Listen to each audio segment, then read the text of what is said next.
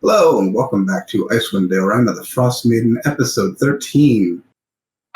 Our adventurers have just earned themselves an inn to do what they want with. Wow. So, our episode of Tavern Keeper Simulator is beginning.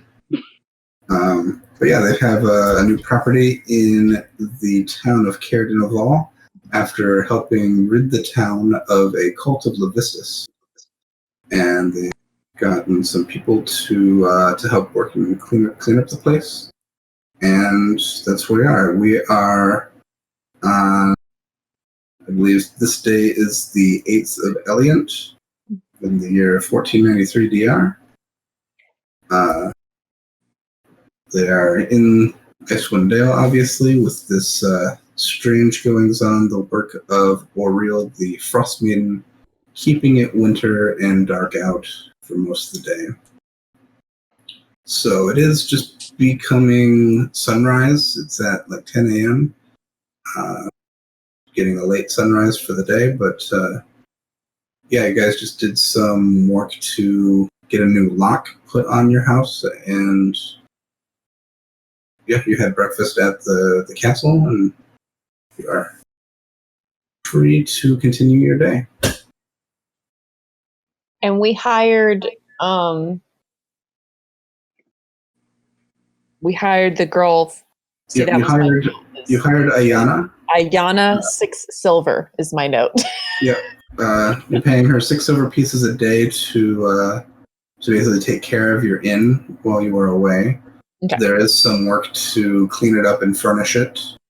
I'm assuming, we didn't quite work out the details, but I'm assuming you guys wanted to hire Mare eventually once the inn is ready. Yeah.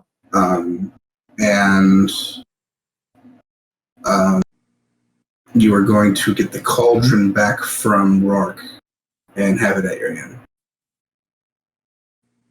I was going to say, I don't think we may keep it at the inn temporarily, but we wanted to move it to that place because we learned which place actually needed it last time.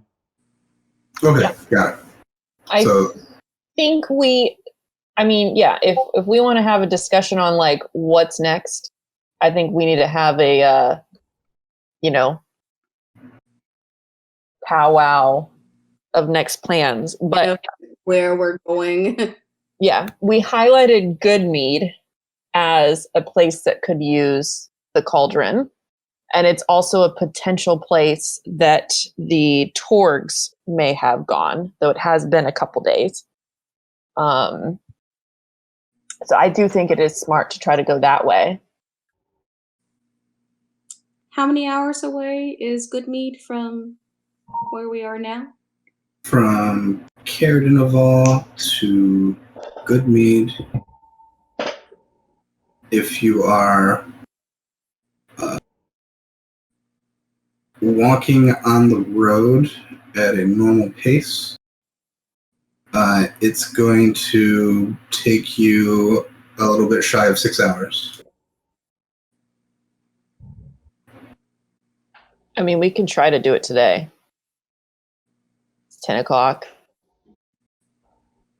Get there right when it's getting dark. Yeah. I don't think we should wait, especially if we're trying to catch the Torg people. So. Let's book it. That'd be my vote.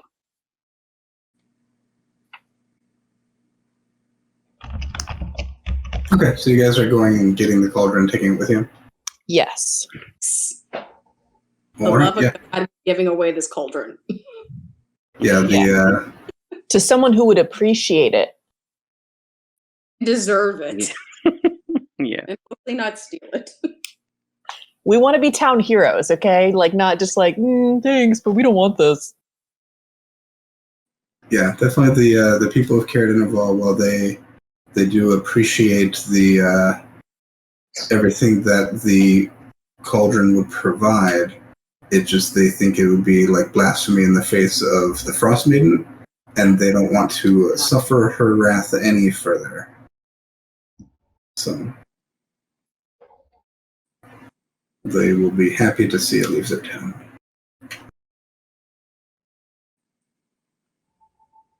Alright, so you guys get back on the road and head towards Good Mead.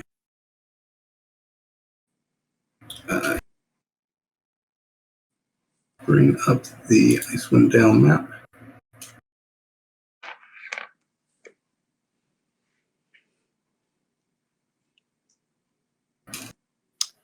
I'm playing a hefty amount of pan flute today, I feel like. Alright.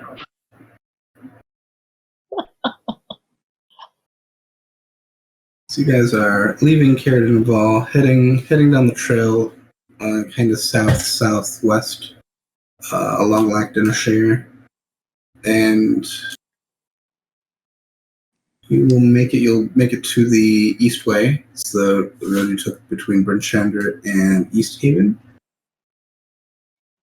And trying to get here. All right, yeah, you guys continue traveling down, make it to the Eastway. I was guessing by about then it's getting dark after 2 p.m. It doesn't stay light out too much here in Icewind Dale, but you can follow the road along down towards Redwaters, which is the smaller lake down here, and eventually come to the town of Good Mead. So yeah, it'll be running close to 4 p.m. and dark out when you arrive. And yeah, you have to say you did pass a couple other travelers, but not too many. You saw far more on the east road than you did on any of the other roads.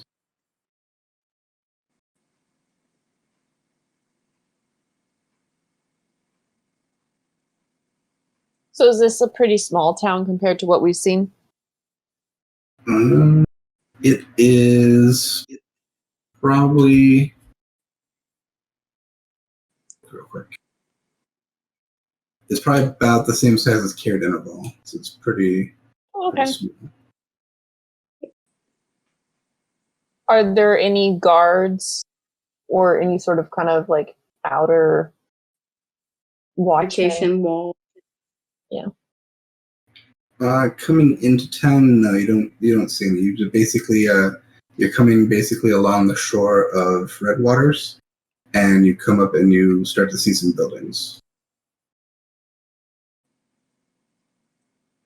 And yeah, along the road is basically just buildings along the road kind of swerves. So I can bring up to that map.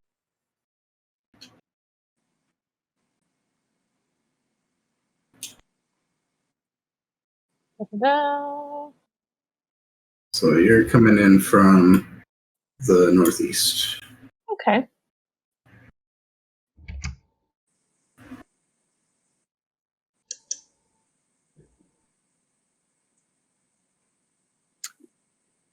I'm assuming we're walking in and either keeping an eye out for people to like ask direction to,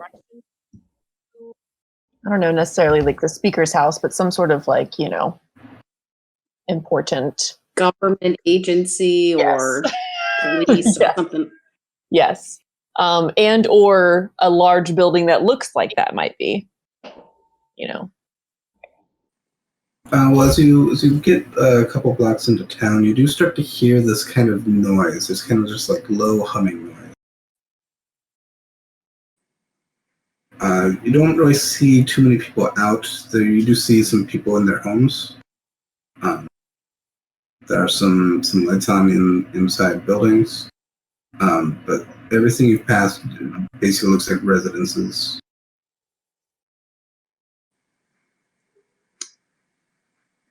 Is there anything that looks like an inn? Make a perception check. Oh, that was a natural 20. Let's just start the game that way. Plus Okay. 3. Yeah, nothing you passed so far looks like an inn. They all look like basically houses or like sheds. Nothing really looks like a public space that you've seen coming along the main road. Okay. Well, I guess we'll keep walking until we see something that looks like that then.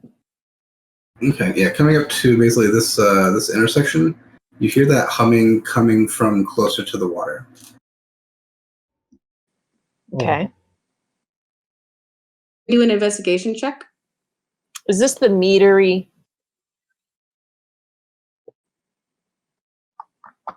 Sure. Or like a distillery noise almost? Yeah. Yeah, it's just this kind of this strange kind of low humming noise. Dewey will harmonize with the humming noise on her pan flute while Earl investigates further. Okay, yeah, you can totally get like a nice harmony with it. It's not extremely consistent, but it's enough where it's like, you know, if you I don't know if there's like a machine running, you can kind of find its pitch. And I kind of like softly make it into a song, like while we're looking. okay, Like not in an obnoxious way, but I kind of like like go along with it. And meanwhile, I'm kind of looking at Dewey almost like you're like a metal detector, and it's like, okay, Dewey, if you're getting louder, maybe that's like, okay, the humming's getting louder almost. While doing my investigation check. 16? 16. Just looking around, what like where like you can see the map. Is there any specific place that you would like to go? I'd like to go closer to the lake. Okay. So if this is like, can I go towards the bigger building that has? Yeah. So if you're coming down this way, yeah, you definitely hear that that loud noise is coming from this larger building here. Yeah. And you do see it is from all the windows. It is well lit inside. It doesn't really seem like an inn.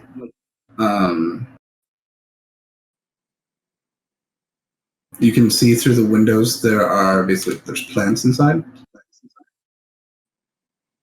Plants like trees? Flowers? It does look like there's leaves and plants and such. There's a tall building, and yeah. Is there a sign or anything out front? To like glass, like a greenhouse? I don't think there's any sign. No, but you can definitely hear all the noises coming from there. It is pretty loud. Not loud like it's hurting you, but definitely like this building's emanating this noise.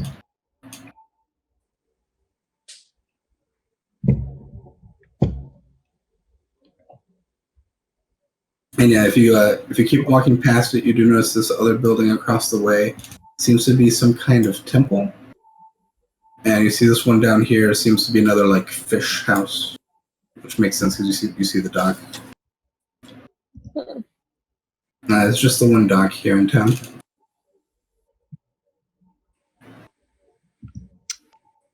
What do you think, Cleric? Should we try the temple? That might be the place we could get a friendly person to talk to. Yeah, let's go and knock Yeah, it. you see that building does also seem dark. It has a crow-haunted steeple protruding from its peak. Can I do a religion check Sure. to see what that? Oh, there's my natural 20, so 26. Okay. This definitely appears to be a shrine of Tempest, who is the god of war. It does not seem well cared for. You can see painted icons wielding a flaming sword. It's all chipped and faded, though.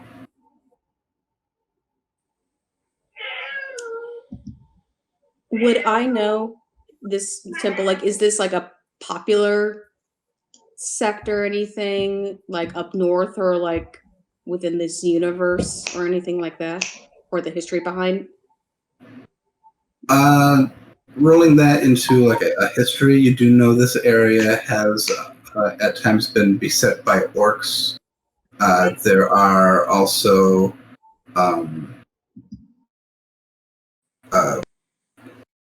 there was a time when there was a demon attacking the town. There are barbarian tribes that roam the tundras that sometimes they can have conflicts. So kind of any time where there's kind of like one army versus another, Tempest can be kind of invoked to help out. Yeah. But just the way this is kind of ramshackle, it seems like maybe this once served a purpose, but it hasn't been used recently. Yeah. Or it hasn't, the people here don't seem to be worshipping Tempest. Okay. Be interesting to see if there's another temple that is being used.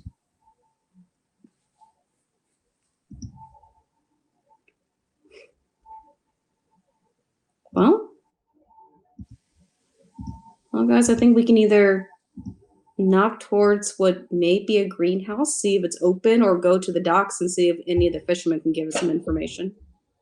Yeah. I mean, I'm kind of like looking around for any signs of like, not going into someone's house, but like anything public spaces, any sort of person that looks like we might talk to. Yeah, so far no one's been kind of out on the streets here. And that's not too unusual. It's cold. Yeah. These three buildings are kind of the only three you've seen that don't seem like just someone's house. Okay. Well, let's head towards the fish house thing and see if there's anyone there.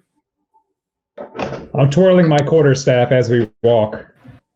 Okay. In time with the pan flute.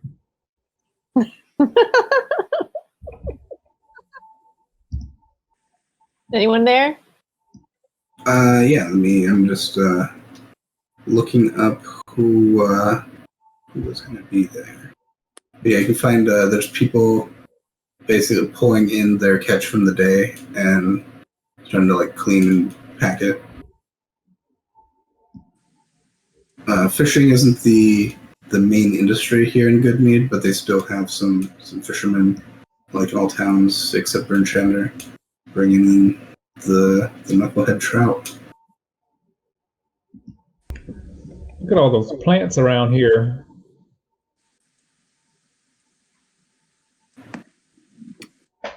I'm wondering what they make the mead out of. If they make it like with certain plants, if that's why there's a lot of plants in there, It's mead, honey. Yeah, like I'm inclined to go knocking at the greenhouse, brewery, whatever place that is. Was mead honey based? I don't know. I thought it was like fermented. I mean, absolute minimum, I want a nice cask of that ale. Yeah, for our inn too. We'll be the main suppliers. Right. Okay, yeah, Okay. You can easily find a fisherman who is in the fish house cleaning some fish.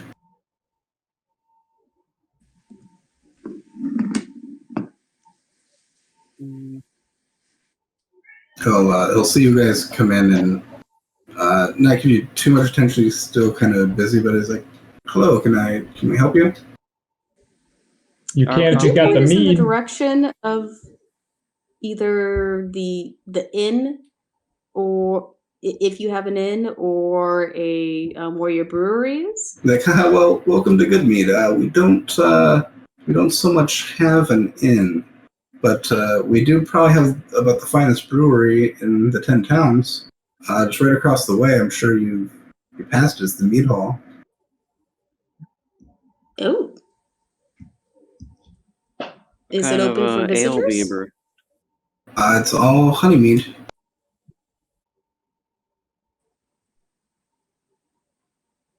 And like you came all the way to Good Mead and you didn't know about the mead? kind of what we're known for here. Well, First time in the area. must have not been that good. Well, actually, everywhere we've gone, they haven't had any mead. We'd love to know why if you're so famous for it. And he kind of looks down and he's like, well, it's like it's been a while now. We've had this Verbeeg problem. Verbeeg is like a small giant. He lives in the woods. He's been stealing our shipments, taking our casks of mead. We haven't been able to get a lot of our shipments out.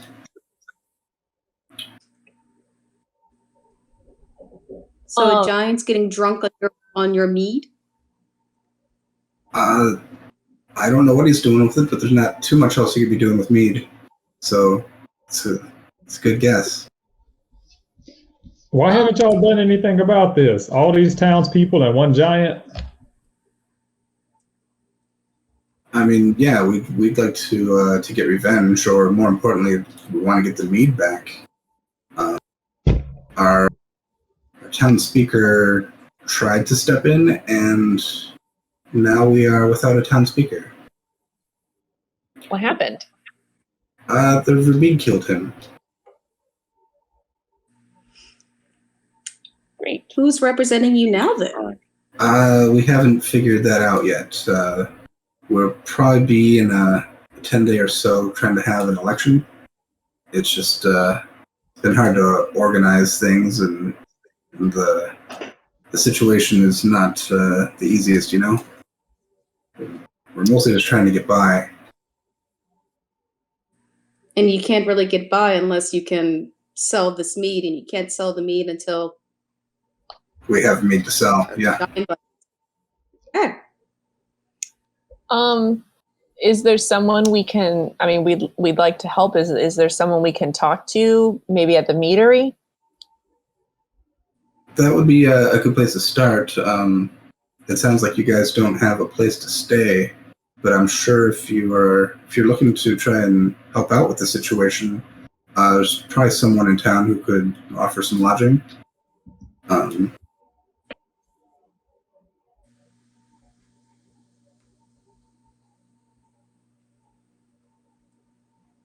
Okay. Well, thank you. And he'll kind of, he just kind of goes back to what he was doing. He's not unfriendly, but he's just kind of seemed a bit distracted kind of the whole time. He was focusing on his work. All right. Well, to the mead house then. Yep, and you can just Agreed. walk back to that large building with the loud sounds. And if you open the door, immediately it kind of like it's like going from out of focus to in focus. The sound is the sound of bees. Mm-hmm. There are many, many bees inside here, and opening the door is also very warm in there. Like it's jarring coming from the cold outside to the warmth inside here. It is, Immediately. yeah. Jarring. It's a lot of puns here. Mm-hmm.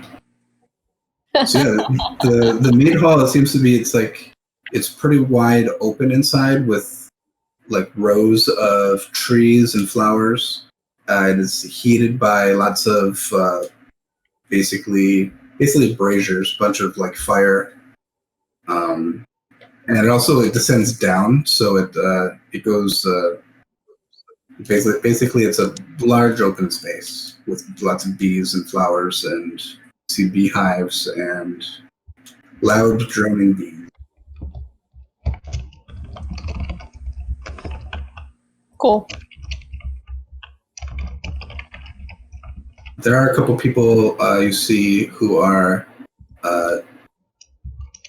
basically at a machine that they are pouring honey.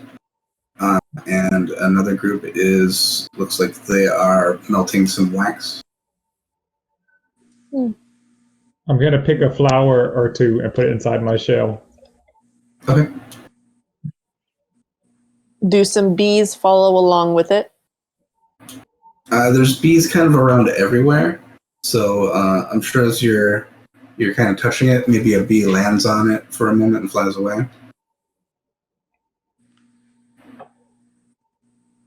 And then looking around, kind of around the back, you see more like barrels and casks and large containers. I want to look around and see if there's any damage from the giant. Looking around here, make a perception check.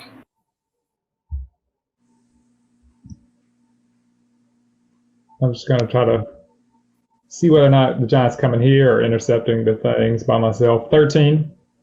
13, looking around, you're not quite sure what a functional mead hall would look like, but you think this looks like a perfectly intact mead hall. Right. Nothing really seems out of place or damaged or like patchwork. It seems to be like a well-oiled machine of function to get honey and brewing, like the whole brewery process is here. I'm on the lookout for someone who looks like they're in charge. Make a perception check. 18. 18. At the moment, you just see those few workers. This seems to be the only people here right now, other than you guys. If that's all I see, I will politely step up to one and say, "Excuse me, who is in charge here at this fine establishment?" I don't know that anyone's particularly in charge, but I can help you. My name is Olivessa, and she seems to be a middle-aged woman who was helping with the honey a moment ago. How's no one in charge? Is this not a business? What's going on? Who owns this? We work together as a town. We take shifts. Oh, so this is like a town co-op, like business that like runs the town. Okay. Yeah, we've been making mead here for more generations than I can count. Well, we have heard that you are having some problems. That is true. What? She's kind of looks sad. She knew the previous town speaker, and it's just not a fun situation. Sorry. He was his name was Speaker Kendrick Reelsborough.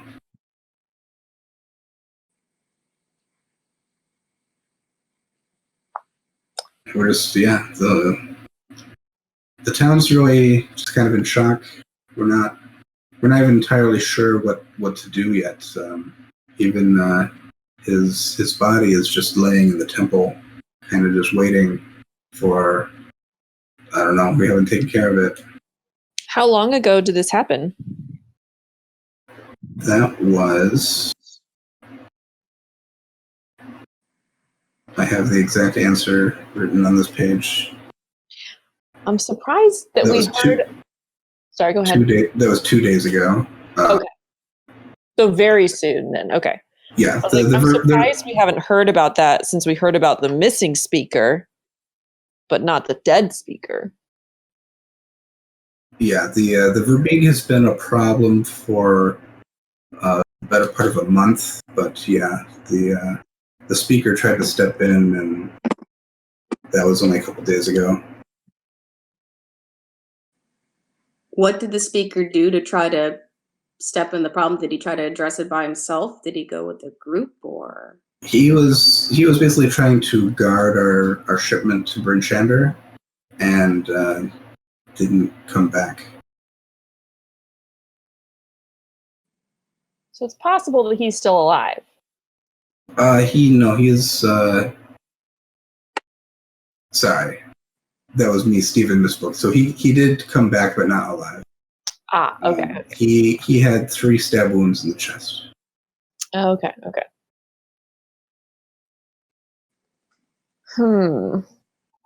How big were these wounds? They're pretty large. Probably a tool for a giant.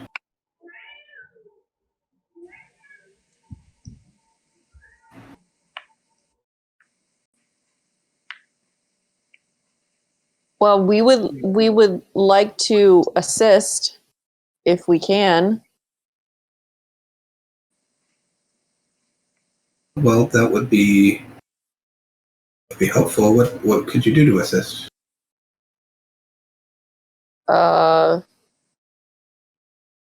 Well, I'm glad you asked. There's multiple ways. First of all, how are your townspeople faring with this eternal winter? I mean, it's been tough. We've had to. We've been trying to not anger the Frostmaiden, so we've put out our fires once a month and tried to show her that we'll accept the winter. But it's rough when our bees need it to survive, and then we need them to survive. How are your people on food? We've been getting by. The fishermen bring in a good amount of trout, and we've been trading with other towns for what we need, but that's been difficult recently, but it doesn't seem to be dire. But if we don't get rid of this Verbeeg problem, then we'll need to find a solution somewhere.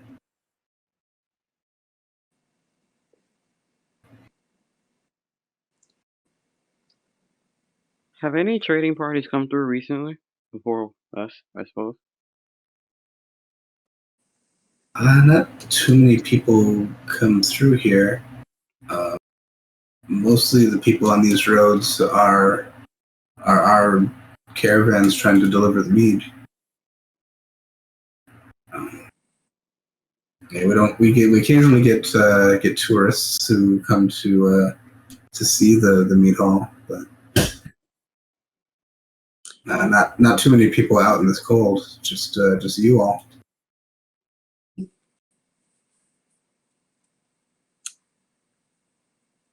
Well, maybe we could, like, if with one of your caravans, perhaps we could accompany it.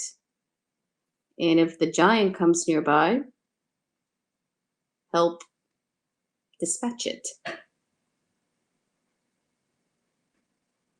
Or if you have we could use a. giant lives. It lives up in the woods. There's probably people who've seen it. I don't know if anyone knows where exactly it lives. Theft might know. Theft? Theft Morin. He's a trapper. He goes in the woods quite a bit. If anyone in town knows more about where the Verbeeg might live, he'd probably know. I think finding where it lives is beneficial because then we can find the mead that if there's anything to bring back.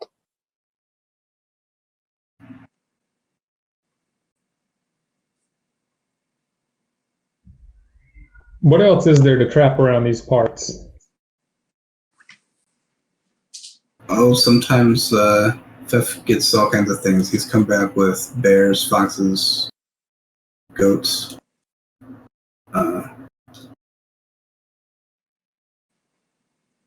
rabbits.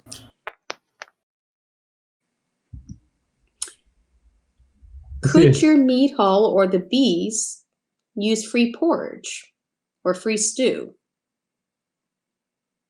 What kind of free stew? And I assume you guys are carrying this just giant cauldron there. Yeah. I was just about to ask. And we just kind of shuffle out of the way so you can like see the pot. Like, The kind just like Mama used to make. You've been traveling with a giant bowl of stew? Doesn't everybody? And Earl says, wait. And then Earl will be like, Jack, in your shell, do you have a flask full of water that you can pour in? Oh, always. Hang on. Yep, there you go. Do it. So he's doing like one flask full. Yeah, we don't want to feed the whole town or all the bees. So yeah, you demonstrate the water becoming stew. Wow, this could change a lot of things around here. What are you doing with this? Well, Trying to be we're willing to part with it for the right price.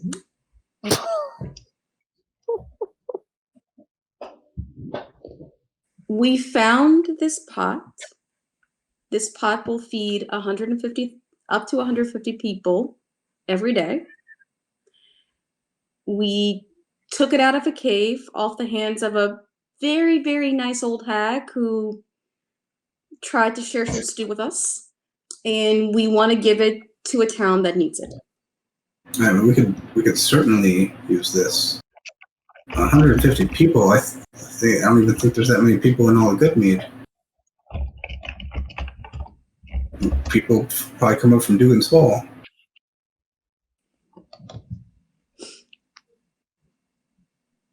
So guys, why don't we give it to the beekeepers? I Or bees eat for soup. them. I will say to Jack, how about we get some sort of thing to get mead for our inn, some sort of cut a deal for that in exchange. That's not asking right out money, but it's Let's do a 1-for-1 mead to stew trade. Why not? some sort of discount or something like that. Yeah, like they could be our main suppliers for our inn. Yeah. Yeah, they're making nothing now. If you could take care of our verbene problem and provide us with unlimited stew, then yeah, you can have all the meat you want. Sounds like a plan. Can we get it in writing?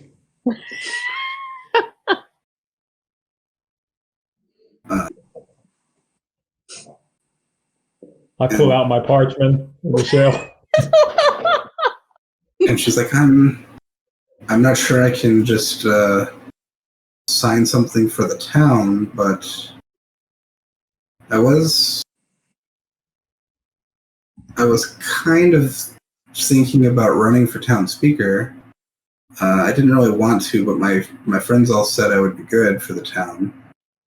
I mean, Shander seems like the obvious choice, but it would be cool if someone ran against him. But yeah, I might do it. And if I become the town speaker, then yeah, I would make that trade. But until then, I don't know if I can. I don't represent the town. All right. Fair. Sounds like you need a good publicity concert to get your name out there. I'll write you a campaign song.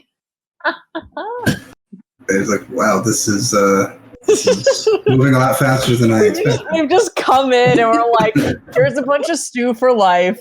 we're gonna go get rid of your problems. We're gonna get you speaker. Like, what sort of weird dream has this poor lady fallen into?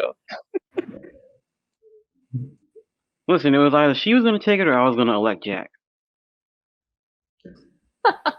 I'll run this town.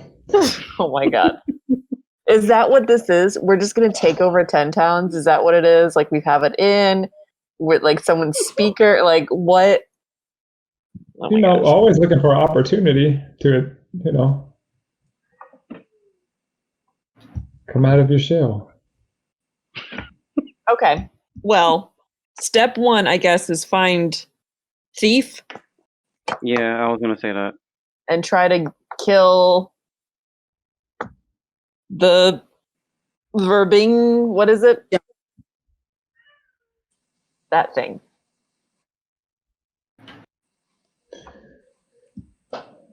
The verbin? Verbeek? Verbeek? Is that? So it's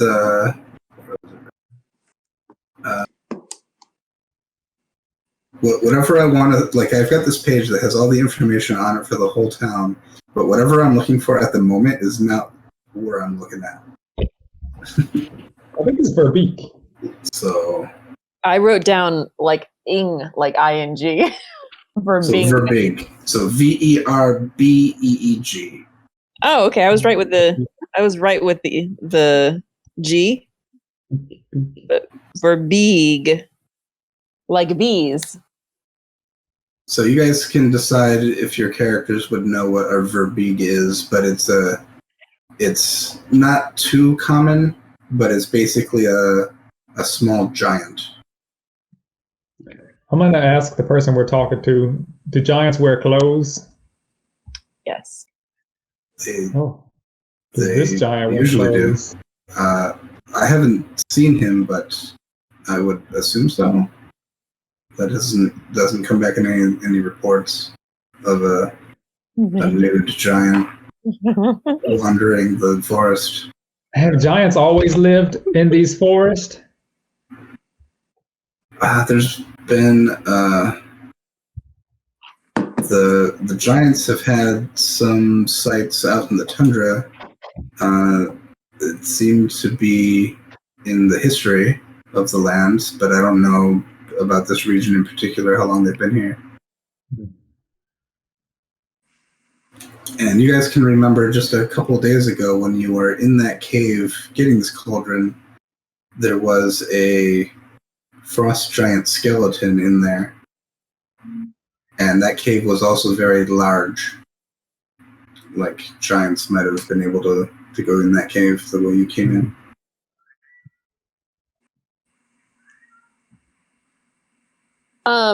Okay, well, let's get some directions to thief. I imagine, like, we're gonna need to stay the night. Like, we're not like killing a giant. It's like dark, right? Yeah, it's been dark for hours at this point. So like, we need some. Maybe let's have some stew before we go, and then find thief and see if he'll. Or can we ask her, is there a good place to, since you don't have an inn, a place that we could stay tonight? Or who we should ask? And she'll ask some of the other people there, and we don't need to go through all the details of making up another character, but someone will have room for you to stay at their house. Girdle? Sure.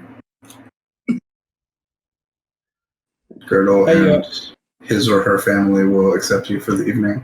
Great. Before we go, I have this empty flask. Can I fill it up with mead? Sure.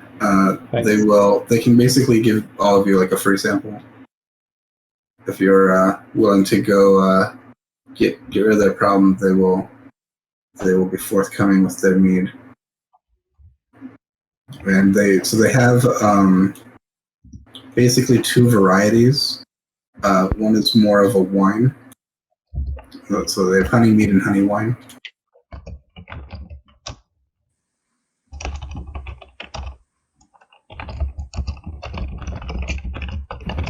Okay. Should And we? if you try some, it is sweet and delicious.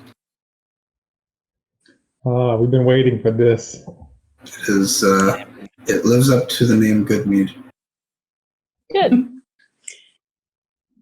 Before we go, can somebody show us, or Earl would like to know how the mead is actually being made? Like, he's super into this. Okay. Without going into like an hour on how mead is made, basically they can give you a tour of basically bees are kept in here. They need a specific environment. They can't live out in the cold. And a bunch of the foliage in here has specific like pollens and nectars that the bees that help the bees. They have druids come occasionally that tend to the plant life to help keep it going in through the winter. So it's like the plants in here don't really need the sunlight, and they keep it warm with the fires. So it's kind of a combination of like a greenhouse plus magic plus bees. There is a part of the space is dedicated to bee husbandry to keep the hives active and healthy. The druids also help with getting rid of pests like other mites or beetles or things that could hurt the bees. So the large majority of this whole operation is about the bees and harvesting the honey. Otherwise, dealing with the beehives and the honey it's nothing real special about that. It's the way kind of everyone does. Setting up like boxes of beehives with honey frames. And it is basically goes through a process of purification. They basically filter out any debris to purify the honey. It goes through a long process of that, and then it gets brewed. They basically have a winery, which comes from grapes, which are some of the plants in here, and they have a brewery with stills and all the stuff you would expect to find in a brewery. So the process is not anything that you wouldn't expect as far as like the brewing is concerned. It's really focusing on the bees to produce the best honey. Man, guys, imagine if we can dedicate part of our jackpot inn to also create a brewery inside. That'd be kind of cool. Lord, that's a whole nother shebang. We can just keep the deliveries going and keep it cool. But we could do a bee attraction. This mead is made by these bees. And I said before kind of like the extra everlasting rime, they used to let some of their bees just out to the forest nearby, and that produced different kinds of honey. But they couldn't do that in the winter. The winters up here are harsh enough; the bees wouldn't survive in that way. So since they've had to deal with this, they've had to bring everything back inside, which is fine. They have a well selected and eclectic variety of plants for the bees in here that is like perfectly picked out to make the best honey for this process. So. It's pretty thorough. Lots of bees in the meat hall. And they also have I think they have some tunnels underneath that have other types of plants stuff for different types of plants that require like different temperatures. They can temperature and climate control the areas a little bit different. maybe we can get some of these plants for our inn too. But yeah, and then a lot of the townsfolk come and help out in various ways in the mead hall. Like no one is particularly like in charge of the whole thing. I guess the town speaker would be. But yeah, people are just generally interested in helping out and taking up different jobs to keep the business running, and they they basically share any income that comes from selling with the other towns.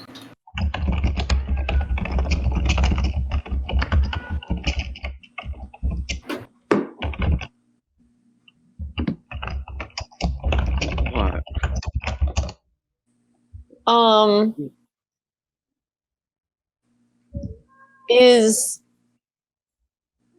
Should we go ahead and go to, what did I say her name was? Steph? Your girdle? Girdle. Lauren? Yeah. Should we go to Girdle's house, or should we connect with Thef and like make a meeting for tomorrow morning for him to like help show us where to go? Might be better to speak with him first, so he'll be expecting us. Yeah. Or that's running upon him in the morning, or he. Yeah, I don't know when, like, how early he leaves. I don't want to like miss him. Like, if he like goes out trapping early. What was this girl's name again? I'm sorry, I didn't write it down. Oh, Alavessa? Alavissa. Yeah, the one we're speaking to.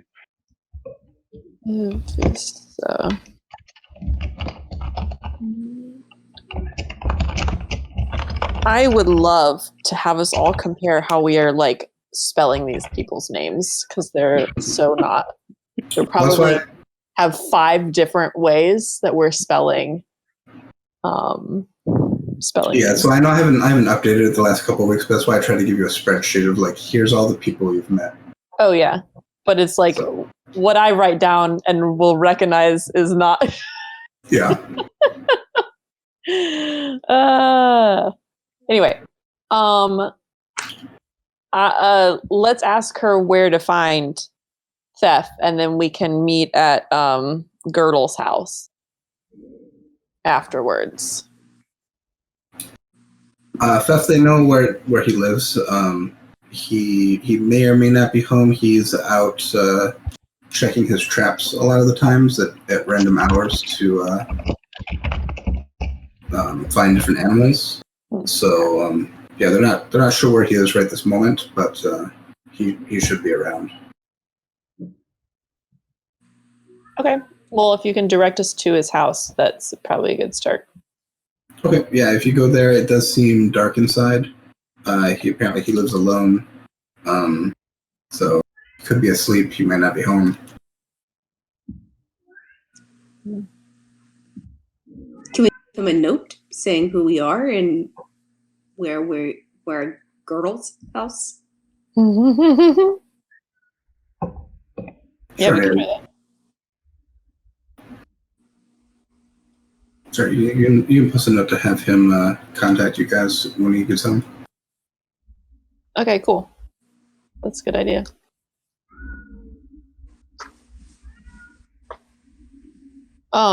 If we're like chillaxing at Girdles, can I check my bag to see if I've gotten a note back, or if my note is still in there that I sent?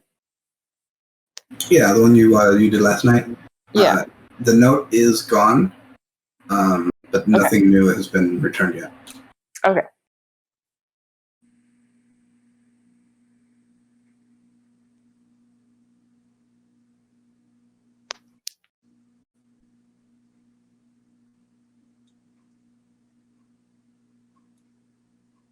I imagine Girdle very,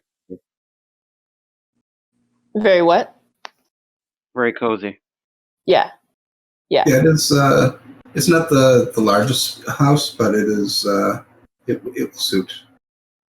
Is there like a spare bedroom, or are we just like all like curling up by the like living room fireplace on the couches or whatever? Yeah, pretty much. Okay. That's fine. While we're at Girdles, could we ask our lovely hosts if they've ever heard of Chowinkas?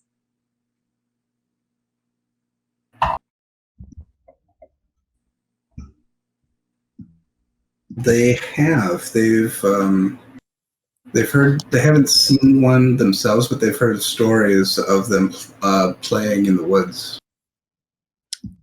This makes Keshasi very excited. Oh. You're That's gonna get exciting.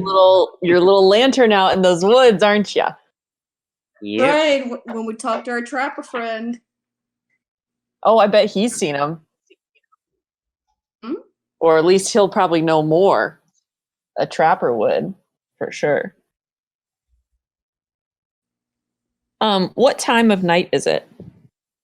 So I'm guessing if you hung out at the mead hall for a while, it could be like 7 or 8. Okay.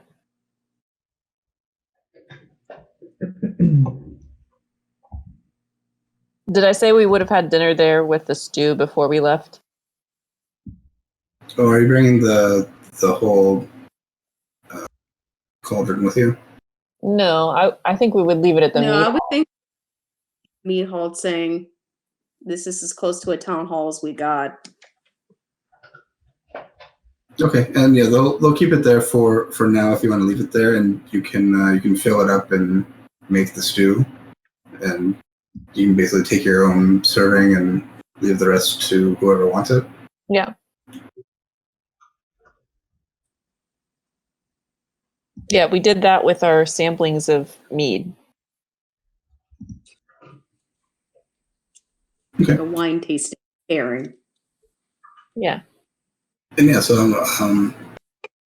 the couple people there might go out and just grab a few other people from the town to come in, and they have some stew. Oh, great.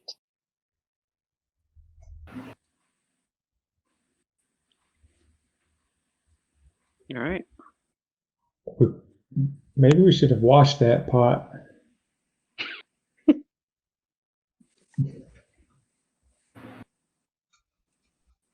I mean, you guys used it for stew at the uphill climb. Yeah. Did we eat it then?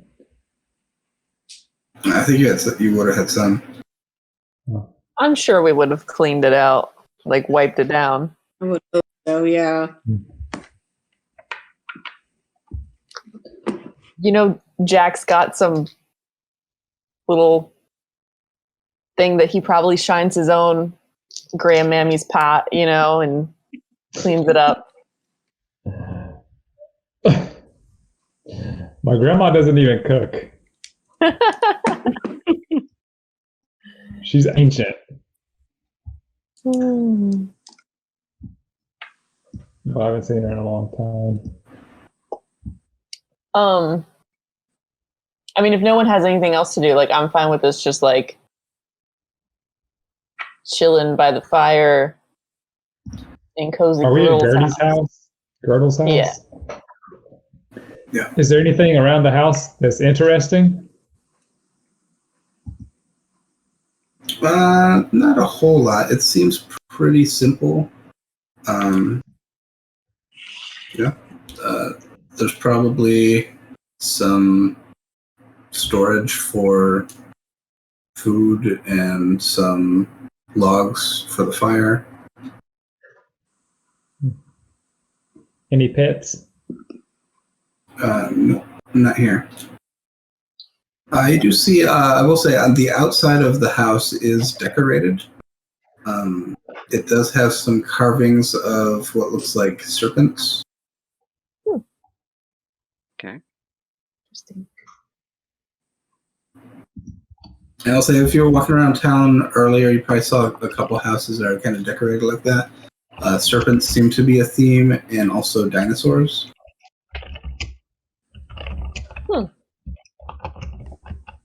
Interesting.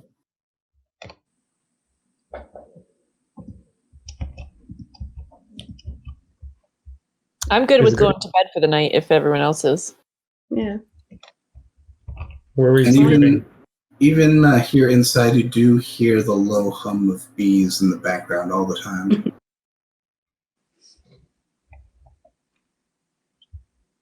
We're just on the living room, like couches, floors by the fireplace.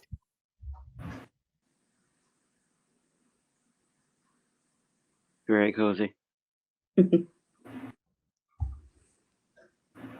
It's a cozy rug by the hearth, you know. Hmm. Yeah, I'm fine with going to bed.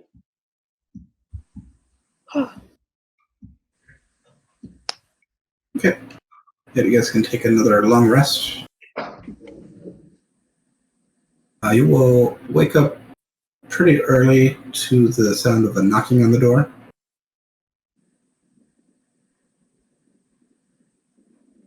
Should we roll to see who wakes up first? Sure. Just D20s? Sure. Okay. Highest roll wakes up first. I got a 19. 18. 11. 19. Oh. So Dewey and Jack are both up. Are either of you gonna go check the door? I'm not getting the door, but I am going to be alert. I'll do my little cat stretches, legs. Okay, so Roll over to the door. while Dewey is stretching, so Kashesi would have an opportunity to wake up. If you're, I'll be meandering to the door. okay. Yeah, I'm probably waking up as she's walking to the door. I'm heading that way. I'm not like Okay. not doing it. I'm like doing the stretch and then kind of walking as you're stretching type of thing, you know? Okay, and you also see Girdle has gotten up too. Okay. He's coming to see what's going on. So yeah, you come and open the door. You see a figure in cold weather clothing, holding over his back a few animal traps, and one of them appears to contain a panicked fox. And he's like, Girdle, you're staying with Girdle, right? You guys are here to help? And he seems to have kind of an expression of fear himself. Oh. I feel like I'm like blurred. Like I don't know if I'm like paying attention enough. Like I'm like that groggy where it's like I'm not fully there. But I'm like, oh, yeah. Theft, right, was it? Is it? Yeah, my name is Seth Morin. Yeah, if you're here to help, I was just out in the woods checking my traps and found members of our militia dead in the woods. Their skulls and chests just caved in. Ooh, okay. So recent then? Yeah, that was just now. Oh, okay. And I'll be like, guys. And I'm just walking over, like, rubbing sleep out of my eyes.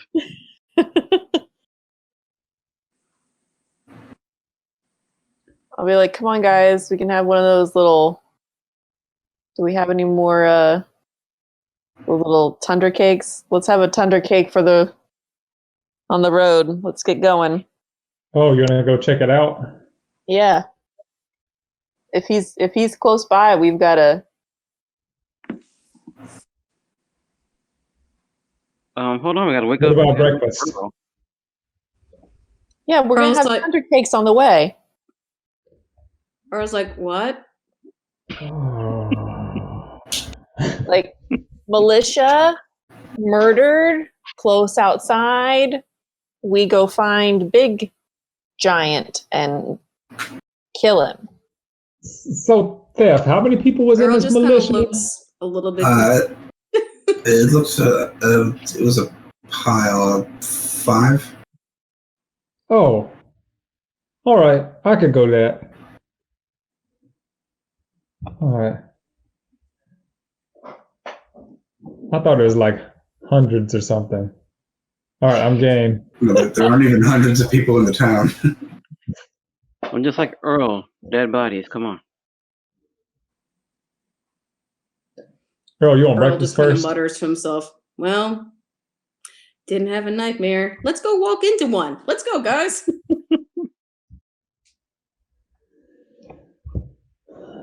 Okay, yeah. Thef has no desire to go back and revisit that, but he'll basically show you. He'll show you the way he came, and you can see clearly his tracks in the snow. Okay. So you should have no problem following them back to where he was. Okay. We'll thank him then. Theft, were they all dead when you arrived, or were you? And I guess we can ask him real quick. Is there any signs of like giant signs that we should be aware of that as a tracker you could tell us about besides the dead bodies along the trail? I mean, the large tracks are pretty easy to follow. Even if you're not a tracker, you should be able to. You can definitely tell the difference between giant tracks and my tracks. Did they wear shoes? Earl will ask, do you think there's only one of him? I've seen possibly 2 or 3. As far as Verbeeks, there are some that look a little bit different. I'm thinking there could be an ogre with them. Great. All right, so a possible group of giants. Okay. And an ogre. If there's more than a few, they've been hiding their numbers really well, and I don't get the idea that they're that smart to do that. So I don't think there's too many. So they just killed him and left him. That's what it seems like. I haven't luckily encountered the giants, but yeah, those militia people weren't as lucky.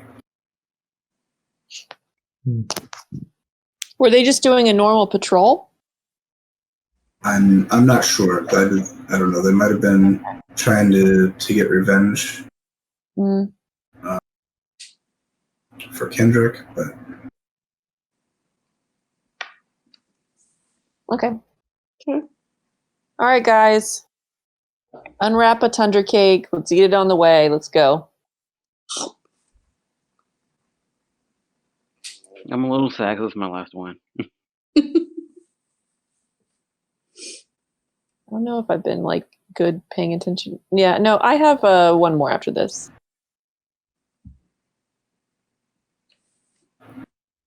and yeah, you guys stepping outside, you notice that it has begun to lightly snow again. So far, it's not hiding or covering up any tracks. But if the snow picks up, that might obscure what you're following.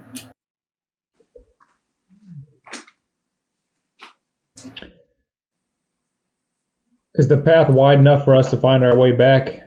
I like glance over my shoulder. So far, if you're just kind of heading out into the woods, basically you can see his footprints pretty clearly. There are places where it zigzags through trees and stuff, but there's plenty of room for you all to walk and maneuver. Okay. Are we just going like out through? It's just the woods all to kind of like the north. It's kind of to the northwest. Northwest. Yep. Okay. Okay, yeah. I mean, we'll try to work quickly and follow the tracks. Okay. Can you guys give me a marching order? Like, how are you organized? Are we gonna try to be stealthy? I'm assuming we should.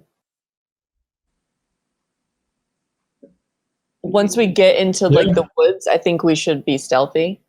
Heck yeah. I'm pretty stealthy.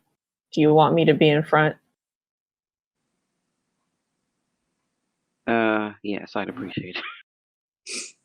No, I'm good. I'll be 1 or 2.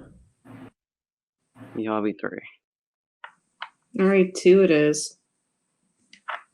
Okay. Okay. I'll be last then, right? Sure. Okay. All right. Let's have it. If you want to be stealthy, let's have everyone make a stealth roll.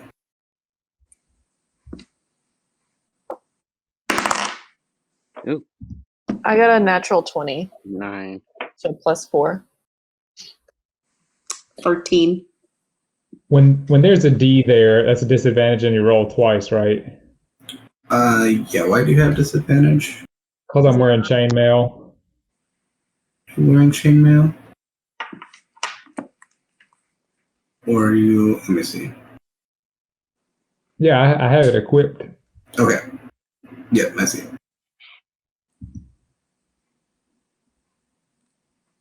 12. So I'm just wondering, why do you have chainmail equipped? Because it doesn't do anything for you. Oh, really? I think so, because Looks good, though. because I think your turtle shell gives you a natural armor class. If Yeah. I take it off, will I be able to see if it disappears?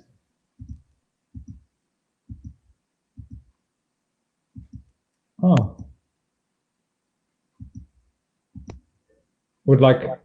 So it doesn't do anything? Yeah, I think your chainmail is it would just be fashion.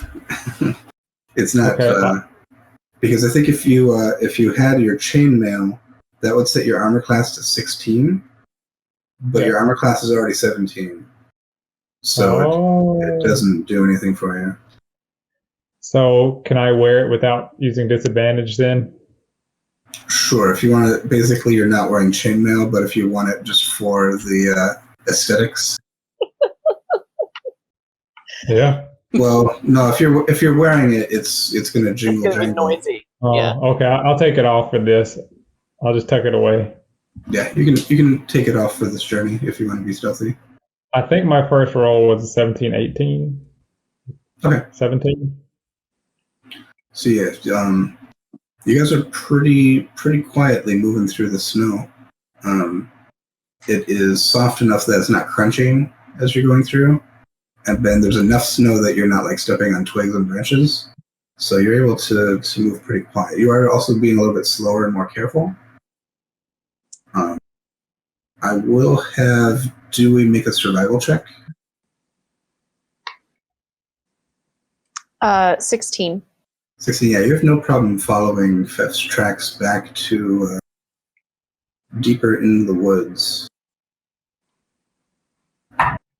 You're going for, you're going slowly, so it's a good 90 minutes.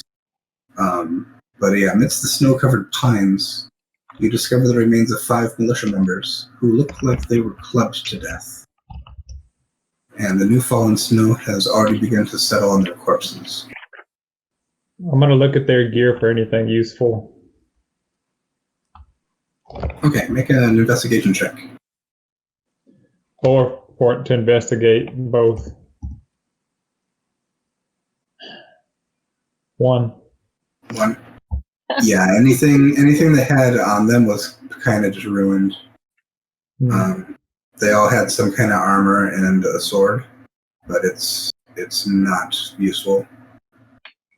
I'm kind of looking around the bodies. Like, if it's obvious that they've been clubbed, and then I can't really find any other information, like yes, that's what happened.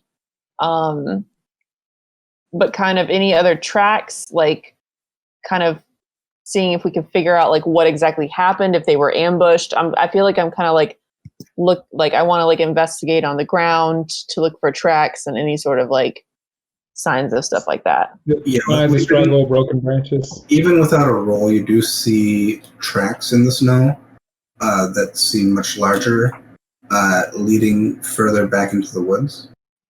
Okay. I mean, I'll kind of like point to everyone like, hey, like, Go ahead and make another survival check.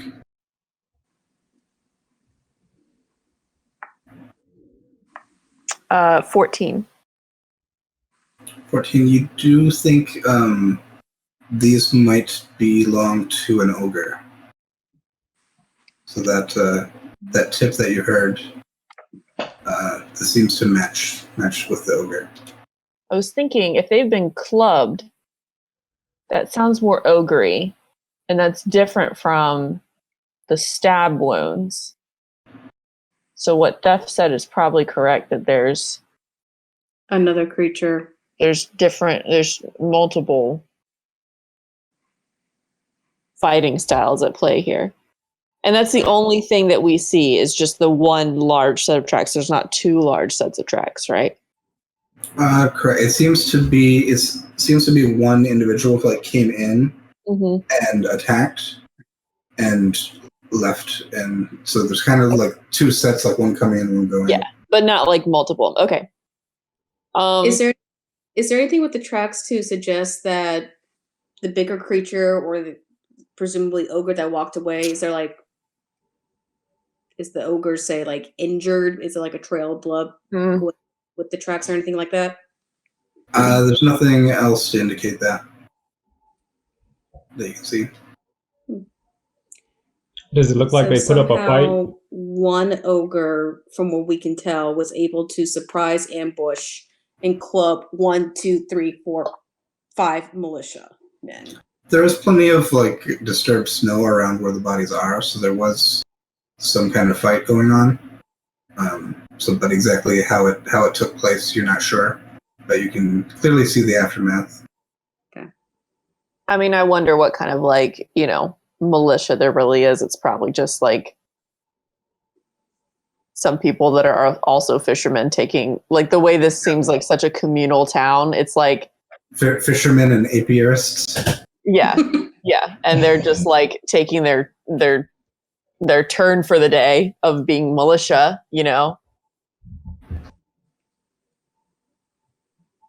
So I doubt there's much that they're. It's oh, if you're able to wield a sword, you're on militia duty today. Yeah. Oh. Well, we'll have to figure out a way if we can, if not get these bodies back to town, show someone where they are after we're done, I guess. So they can be, I don't know. People can find out who they are. Identify them at least.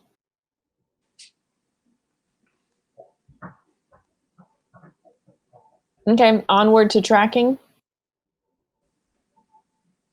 Yep. Yep. Okay. Like the stealthy cats again. In the same order? Sure. Okay. You guys had a really good stealth last time. I'll just let you keep that. But go ahead and make another survival check. Dewey, I'm going to cast, if you're doing it, I'm going to cast guidance so you can add a d4 to your skill roll. Oh, great, because I would need that. That was not quite so nice. Oh, okay. So that was, I got an extra 4. So that makes it 16. Okay. It's easy enough to follow these very obvious ogre tracks. It's probably even easier than following theft tracks earlier, even as the snow is falling and kind of filling them in. These are big, deep tracks, so it's no trouble following along. You go for a couple hours when it starts to get light out, finally.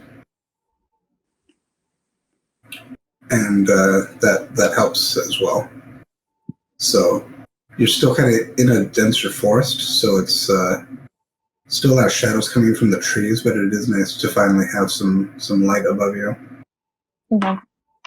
I'm we're super on the lookout, listening. I'm listening for anything, any sort of something that might help us identify or know at least when we're getting close. Yeah, you do hear some sounds of just wildlife in the forest. Mm-hmm. Animals aren't super active in the cold, but there's probably some deer about. Other forest creatures, probably some birds.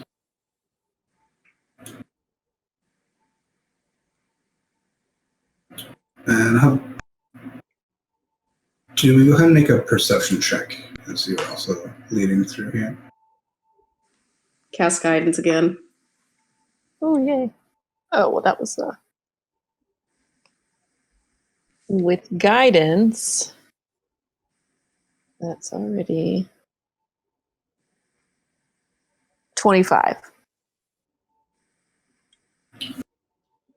So you hear something move a little bit off to your left, and you turn your head a little bit, just in time, and you get hit with a snowball in the face.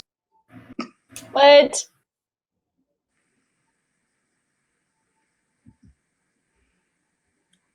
It's not a very big snowball. It's maybe like golf ball sized. Okay. I kind of giggle at that. Wait, bring out the Chewinga cage. Swing it. No, the Chewinga lamp. Chewinga. Yes. I bring out the cake. So you don't really have a cage. What you had was a lantern that would glow a certain color if the windows were nearby. Yep. And you've never lit the lantern. But yeah, you'll see the snowball hit Dewey. And if you turn and look, you do see capering atop the snow a little looks like a humanoid creature, which matches your description of a Chewinga. Just the one? Yeah, you see it kind of like run by, and it kind of hides behind a log, and it makes a little sound like it sounds like it might be laughing, and then it like peeks out again. Earl takes a little tiny, makes a tiny little snowball and throws it to where the laughter was. See what happens.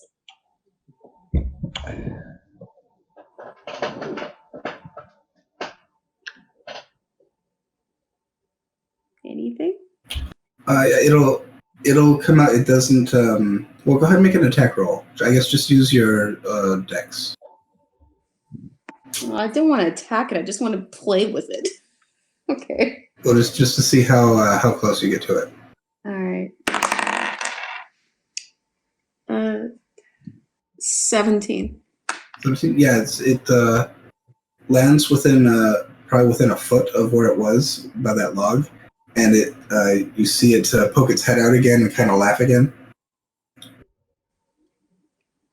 And Earl kind of goes like this. Says, I think it wants to play with us. I'm trying to remember our exact what we were supposed to find about them. I thought we were supposed to try to capture one and send it back in the bag, or at least see what they do at least. So at least get it out of its environment. They just want one and Kirikomi. I think. Yeah, I think it was something about gathering information about them, if I remember correctly. Is it information or actually capturing? I thought it was capturing. Let's and just then get sending one. it back to sending one live one back to Candlekeep. I love that we're probably also having this discussion. Do y'all care if I start flanking and trying to go wide around them? Oh my god. I'm doing that with you. All right. Y'all draw the fire and we'll loop around. If this is get closer. a fun-loving creature, I'm gonna take out my little hand flute and kind of do a fun little do do do do do do do do do do. Yeah, and you see it its head pops up, and it'll jump up on the log, and it'll take its hands out. It doesn't have a pan flute, but it'll kind of do what you're doing. Okay, I do that for a minute or two. I guess I'm supposed to be the distractor of this thing.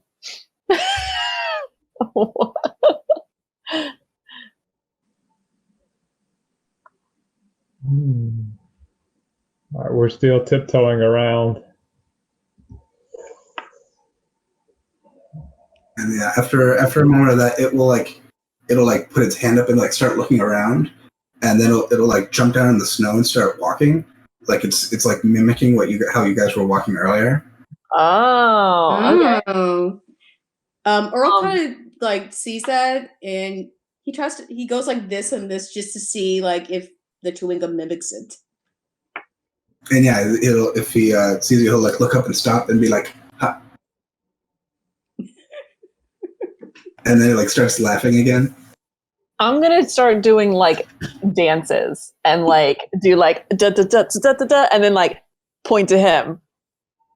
And yeah, you can go back and forth like this for a little while. I'm going to do that, whatever cool little moves I've got. and like whatever I need to do to distract and keep him occupied while these guys do whatever sneaky stuff they're doing.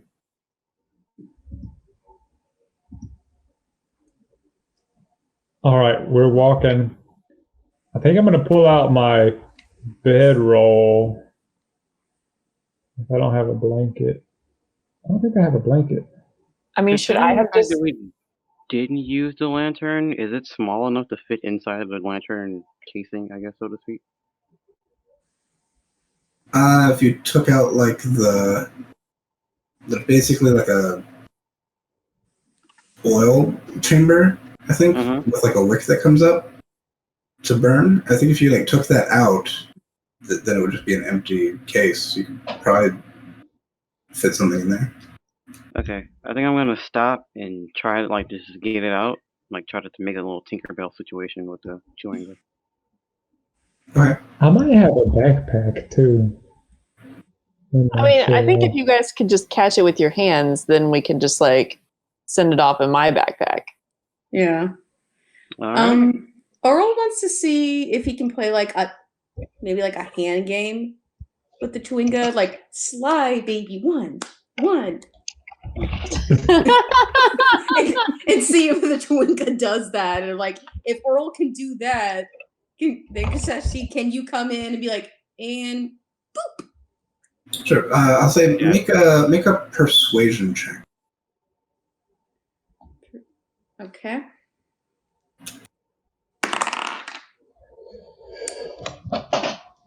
$18.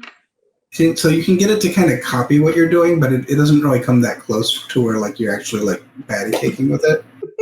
But it'll make those moves, and it just kind of it just it seems like it's just kind of like laughing and having fun with you guys.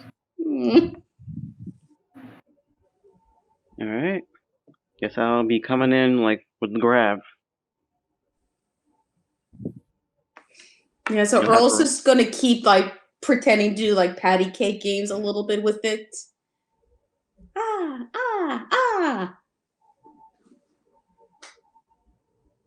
Okay, so so you're just trying to like sneak up and just grab it while it's occupied. I'll have you first make a stealth roll. Okay. Me and Jack, or just me? Whoever's going in, are you both going into at the same time? Nope. I'm going to pull out my quarterstaff to whack it. Okay. Well, I'll try first then. Okay. That's 10. With advantage.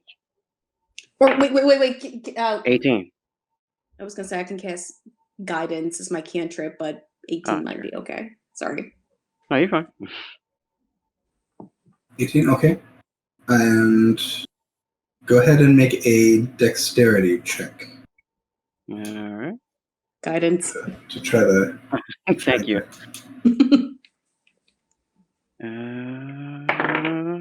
That is a 12, and I roll, what's that, a D6 or a D4 I roll for the... D4. Okay, D4. I got a 4, so that will be 16 total.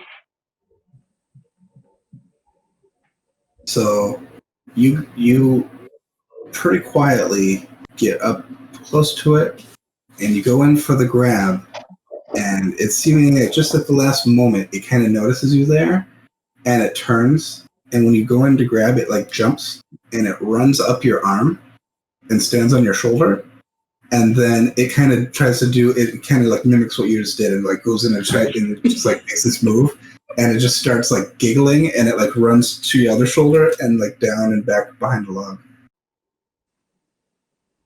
I was very entertained by that. I'm not gonna even lie.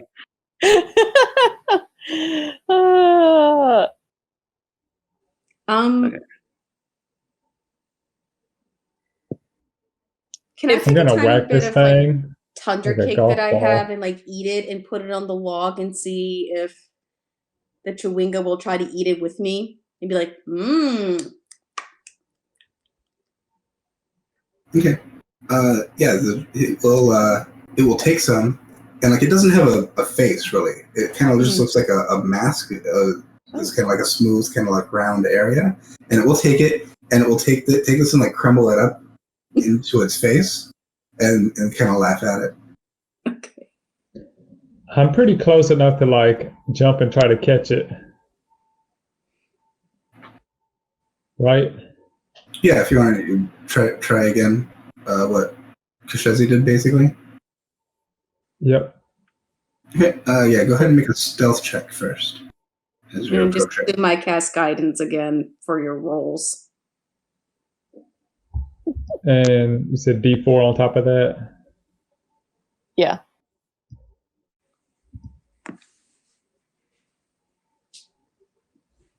$16. 16, okay. And then go ahead and make a, what did I say before, dexterity check?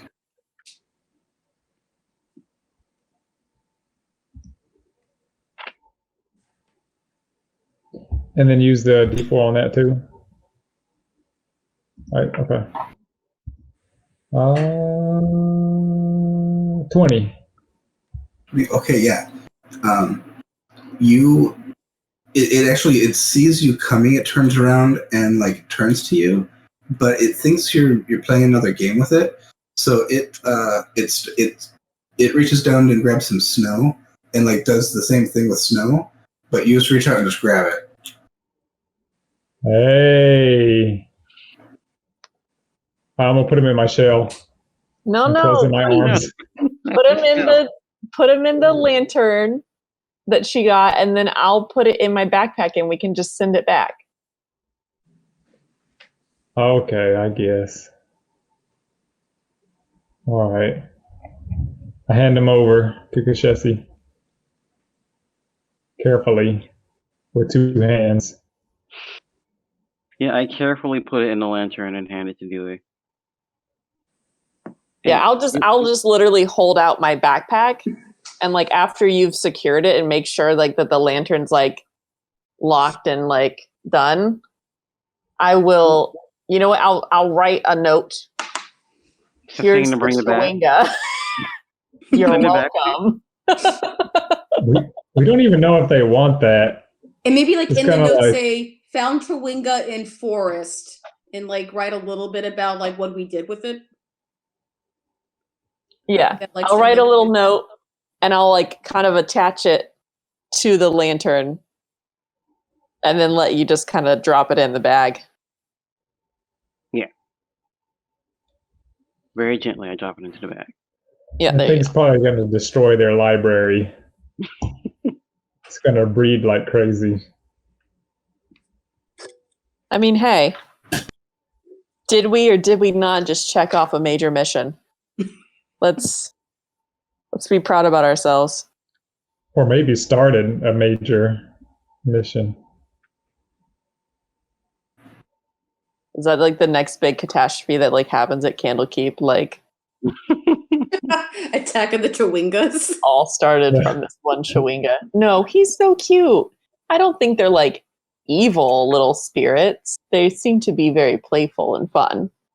Until it'll we be just like captured it Gremlins. and turned its heart stone. Oh, yeah. All right. Well, The Chewinga was actually the big bad evil guy for the end of the campaign. there you go. Well, we got rid of him. So done and done. Now it's summer. Yay! The boss. Yay. After those Yep. shenanigans, I feel like we got super distracted and like Dewey all of a sudden realized, oh God, like are we about to be ambushed? Because like we've just been like dancing and playing, kind of like singing little songs with this thing and not like looking at our surroundings at all. So like I'm gonna do like super scan, super like twitching those ears to like every little noise. Sure, make a perception check. Guidance. That's 23. So you don't see anything around that seems harmful. The thing you did notice is that you've kind of just spent a lot of time here. Yeah. It is starting to get dark already Oh boy. because it gets dark early and you're in the forest, so you got long shadows on the trees. Yeah. Okay. I'll be like, guys, we gotta go. We haven't camped out in a while. Go as in keep Well, tracking, sure. or go as in go back to town and try again tomorrow? Go as in keep tracking. We've already come like 3 hours out this way. We're here. I mean, you've been longer than that. You've been all day. You woke up early and left right away. Okay. Who carries our tent? Which one? So who carries our tent? What tent? The globe thingy? No, don't we have a tent? We bought tents too, right? Oh yeah, we have normal tents. But I think we need to just go ahead and find and kill this thing.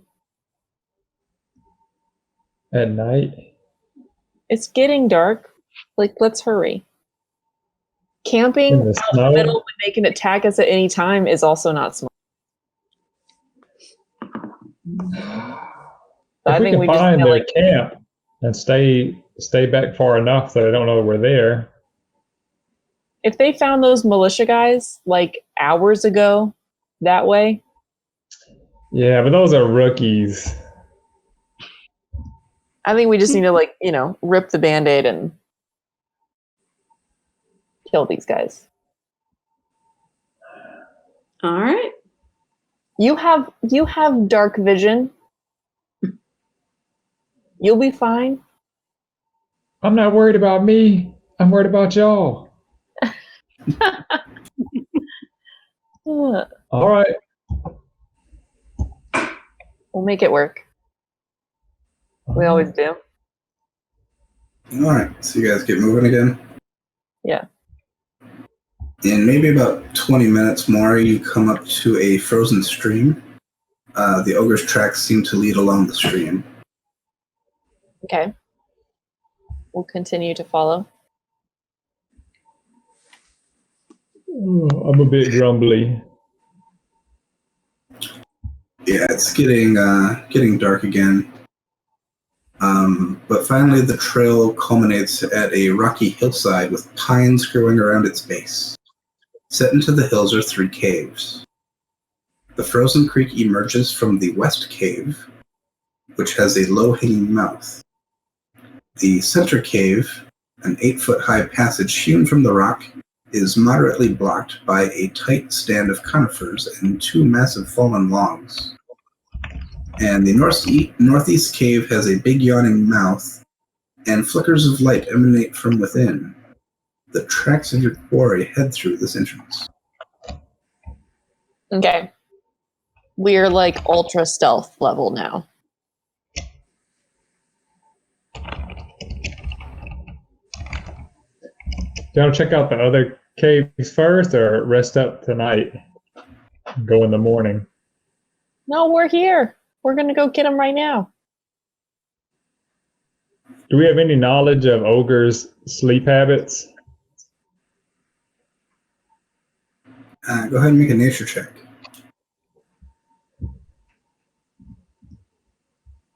If they're nocturnal or what have you? 17. 17. I don't know that you've encountered too many ogres, so you're not really sure. And you're not even sure if all ogres would be the same.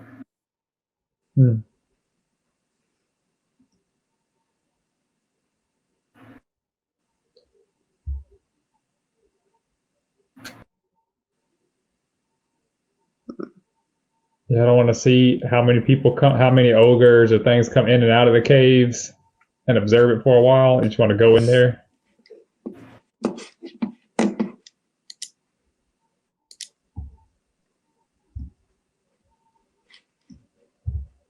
Yeah, I think it's better to just knock it out. Okay. All right, Jack's a little nervous. He has an end to think of now.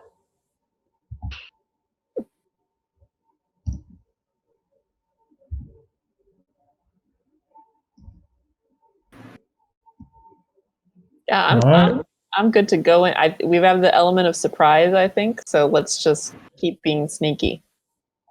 All right, I'll sigh and pull out my glaive.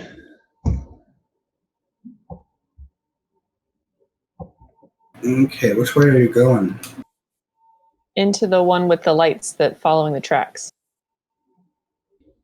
We could draw them out, smoke them out. See, you guys are here. There's three caves in front of you.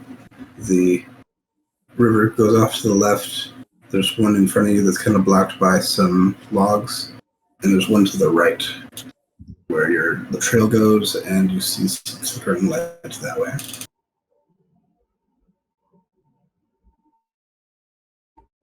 Well, I assume since you guys said you were being super stealthy, that you are not using dancing lights?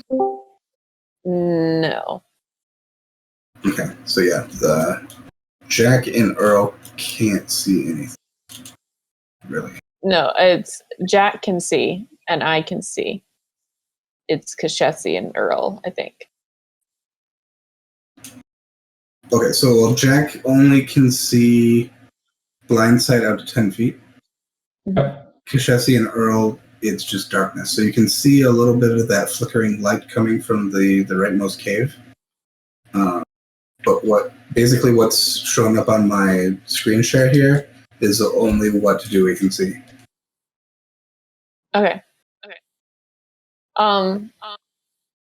Just while we're sneaking, I'll maybe like have us get in a line with maybe like me in the front, Jack in the back, and the other two in the center, and we're all kind of like holding on to each other just so they can see and I can like kind of lead them.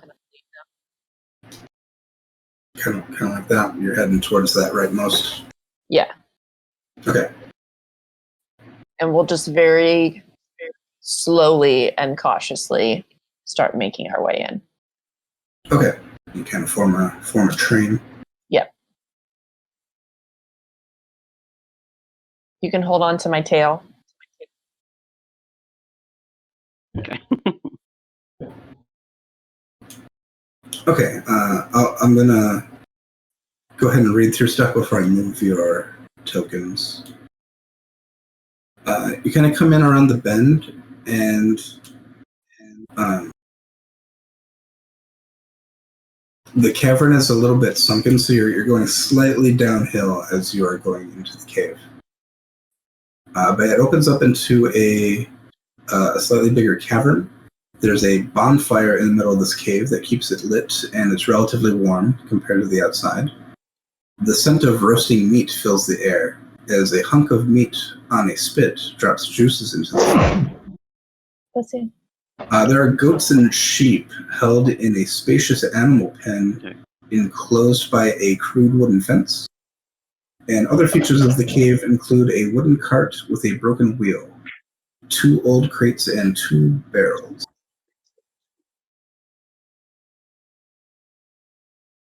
Bring you guys up into that room. Maybe.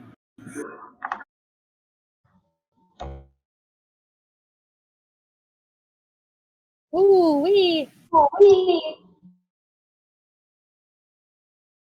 You guys come up there.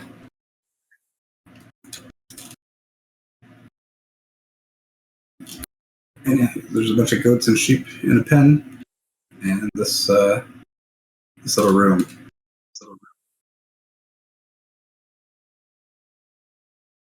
You do see basically paths leading north, east, and west. And do the tracks pretty much end here, or are there more tracks that we can follow? Yeah, once it came inside the cave, there wasn't any snow, No snow. Okay. So it's the tracks kind of vanished. They're just like worn dirt paths here. Mm-hmm.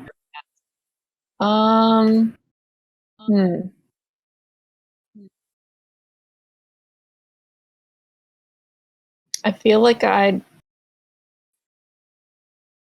like to try going around the right first.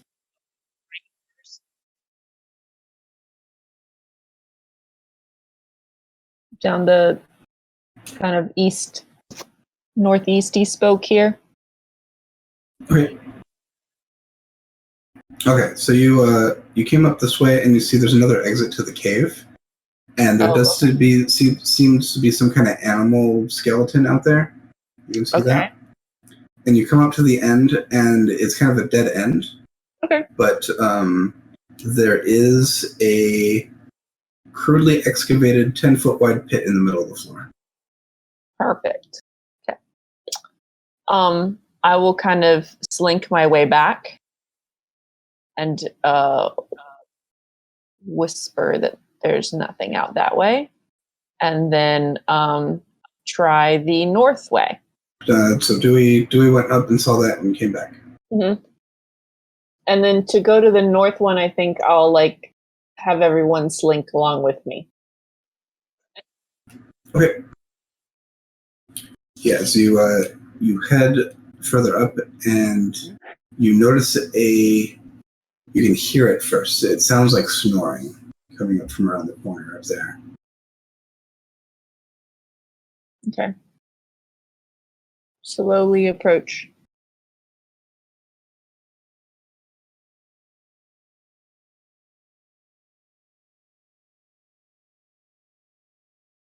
Earl's walking out of visible, what they can see, and so is Kashezi. We're like human chaining. Well, Yeah. Cat tabaxi chaining, I suppose.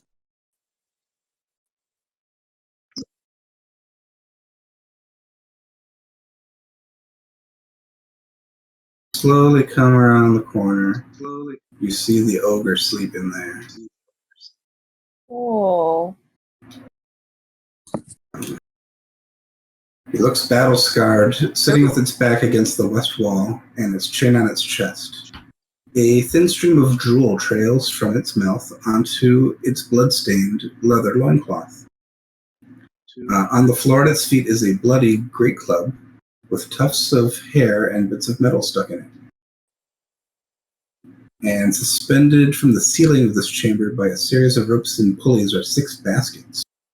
Clustered near the south wall are 3 wooden casks carved with Good Mead's heraldic symbol. A drinking mug made of a cut-off section of horn, with an antler handle added upright and centered. Can I ask how heavy is the club?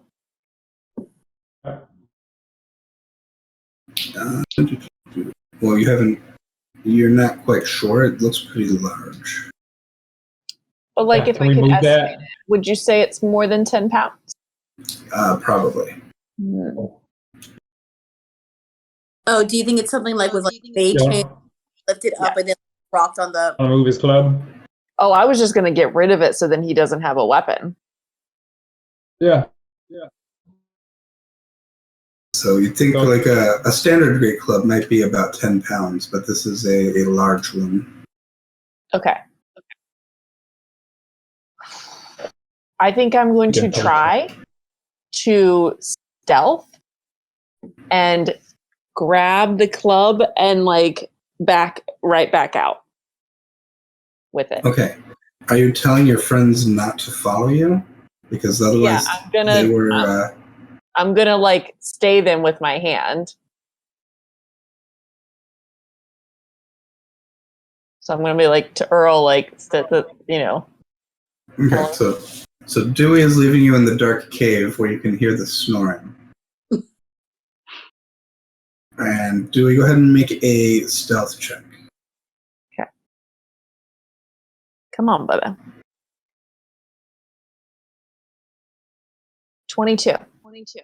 Okay, yeah. You step in and the ogre's asleep. You don't think you're gonna bother him. Okay. So I'm literally just like backing out with it. And just kind of like I'll feel back for Earl. So like, you know, they know like, you know, I'm here. And I think because I know that Jack can see, I will hand it to him. Okay, so you're just grabbing the great club. As you're disturbing the object, I'm gonna have you make one more dexterity check. Just to see if you're still stealthy with this object. And if I'll cast guidance again, because I can touch you, I think, at this point. 17. 17, yeah, no problem. sneak in and you grab that club and you pull it out. Okay. And I'll hand it to Jack because like he probably knows what to do with it, and like he could see what was in there, right? If he's like kind of in the trail behind, or is that? No, I think no, because Jack was at the very back, and Okay. his vision now goes out to 10 feet. 10 feet. Okay. Well, I'll hand it to him, and like I think he knows that it's a club. Yeah. So Jack, Dewey comes back with just this large club that's all gross and covered in blood and metal and I think he gets it though. Eyes get big, and I think I wield this. Do I got the strength to use this? It's kind of heavy, but I think you are. Yeah, I'd say you'd be proficient with it. Do we still buy where I can whisper to her? Yeah, like if like I'm passing it to you, you take it. Or the fire or the pit? We're like around the corner. Like you guys should be like right by me, behind like around the corner of this ogre. No, I'm saying, do you want to put the club in the fire or throw it down the pit? Oh. Yeah, whatever you do you, man. That pit was pretty deep.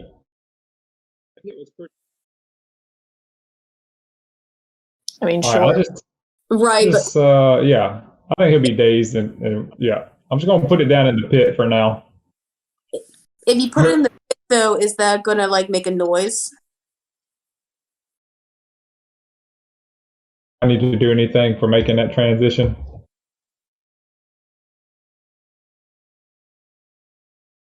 Okay, so you're backing up. You're putting that great club around into that pit. All right, I'll say you can do that, no problem, and come back. Okay. You do see the pit is it's about 20 feet deep, and at the bottom of it you see kind of just bones and trash.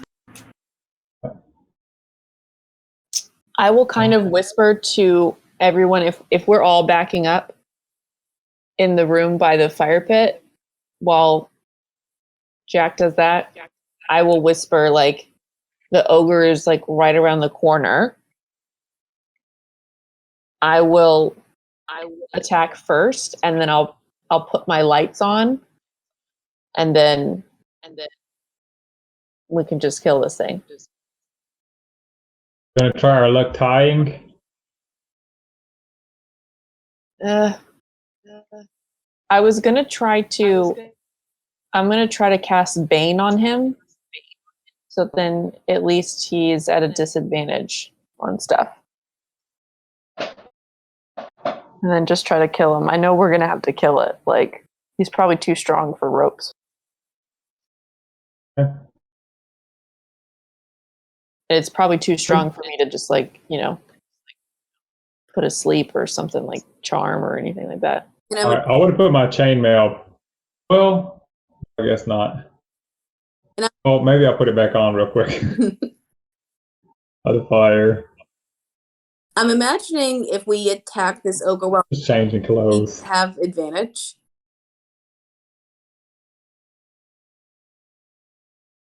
Yeah, while it's sleeping, I think we should have some sort of something. At least the first, whatever.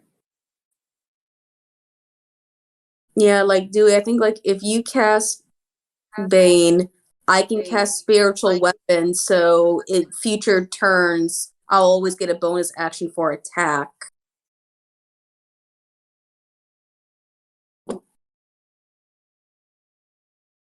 I'm gonna have you guys make another stealth roll as you're having this conversation here. I can't hear Susanna, so I'm gonna back out here in a second. Get back in.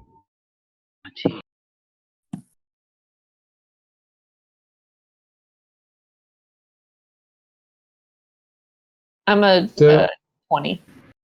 16. Okay. 17. Okay. Okay. Yeah, I wouldn't let us like dawdle along. I'll let's do the chain back again and go around the corner. Is everything still he's still asleep right there? So far. Okay.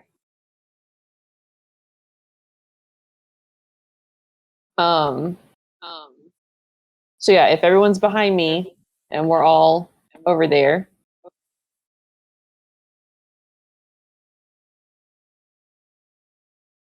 I'm going to go ahead and cast Bane. Okay, so if you're gonna basically make a provoking action on it, we're gonna have to roll for initiative. Do I get advantage or something since it's asleep? No, but you will get a surprise. Okay, that's right. Okay.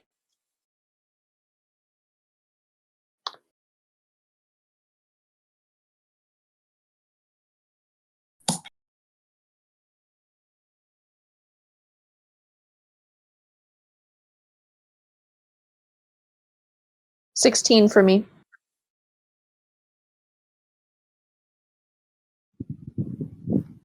Eight.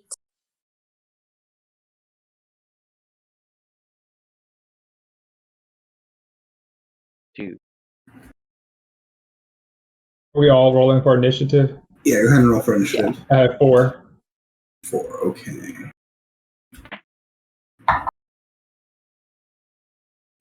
Okay, so and that's where it makes sense. Dewey was taking the first action and was the first on initiative. So you're coming in. How close are you getting? I mean, I'm still. I kind of just want to be, like right there is fine. I wouldn't go further in. Earl is coming in, can't see much of anything. Kashezi, the same.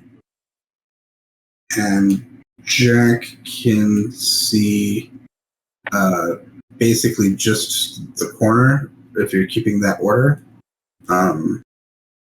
So still Dewey is the only person who's actually seen the ogre, but the rest you can hear the snoring. Ooh, are you going to do the light as soon as you attack? Yeah. Or light a torch? Okay. Yeah.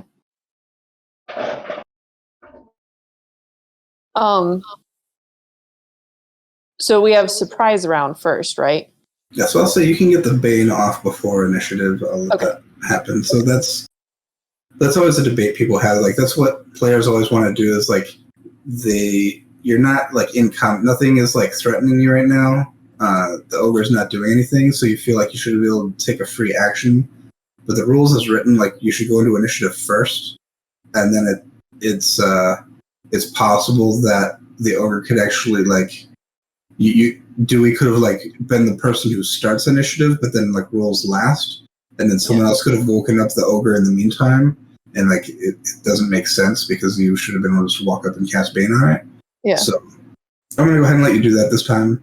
Okay. I might make another decision another time, but I'll let you cast Bane and then take your turn. Okay. So yeah, it just has to make a charisma saving throw. Okay, and it's sleeping, so I feel like it would just automatically fail. But its charisma saving throw is a 10. So whenever it makes a attack roll or saving throw, before the spell ends, it has to roll a d4 and subtract. Okay. We'll give it this little icon in the corner to indicate Bane. Okay. All right. Then I assume for that, so that was like your extra free action. So now this is your first turn in a surprise round. But did you want to use that action to cast Dancing Lights? That's a cantrip, so I can. Would that It doesn't cost a spell slot, but it still takes an action. Okay. I believe. Yeah, I'll go ahead and do that then. And then I'm also going to bonus action give Earl a bardic inspiration. Okay. So yeah, it's pretty much any roll that you do, whether it be your attack or your weapon damage or a save or anything, you can add a d6 to it. Nice. So the weapon damage is like the new thing to it, which is pretty cool. Ooh.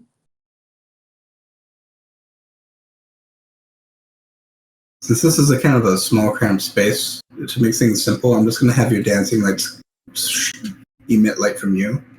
Okay. That we don't have to like keep track of where they actually are. That's fine. And did you want to move at all? I will just move, like, kind of squish up to the side of the wall so everyone else can kind of like get in and see around me since it is so small. Kind of like up to there. Oh no, not in there. No? I don't want to be in there. Like, just squish me to the side up No, top like, where I was, okay. and like kind of back. Yeah, there. Okay. I was like, oh no, not by the big guy. The ogre takes a turn, but he's surprised and asleep and doesn't know you're there, so Earl's turn. Alright, if he doesn't know that it's that we're here, I'm gonna cast Bless on everybody in the party. Okay. So that means that for everybody can roll a d4 for your saving throw or attack rolls. And it'll last for 1 minute. Okay. Okay. Did you want to move at all? Considering I'm squishy, I'm gonna say I'll move right behind Dewey.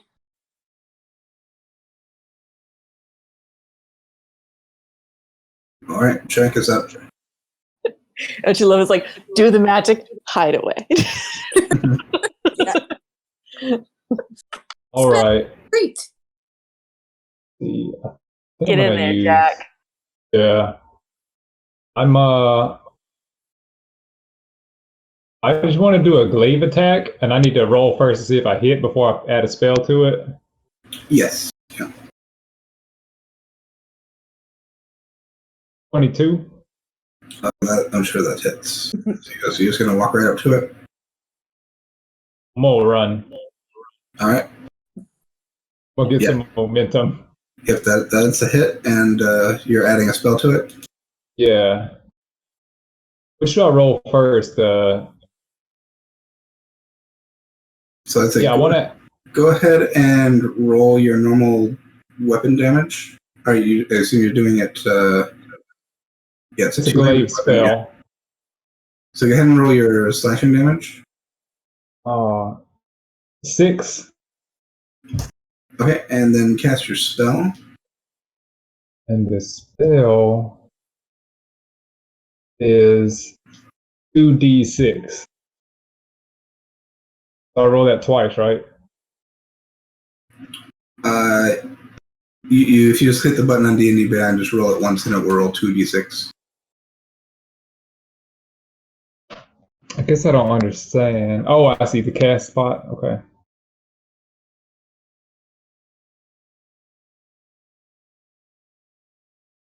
Man, I'm trying to hit it. Where do I hit on there?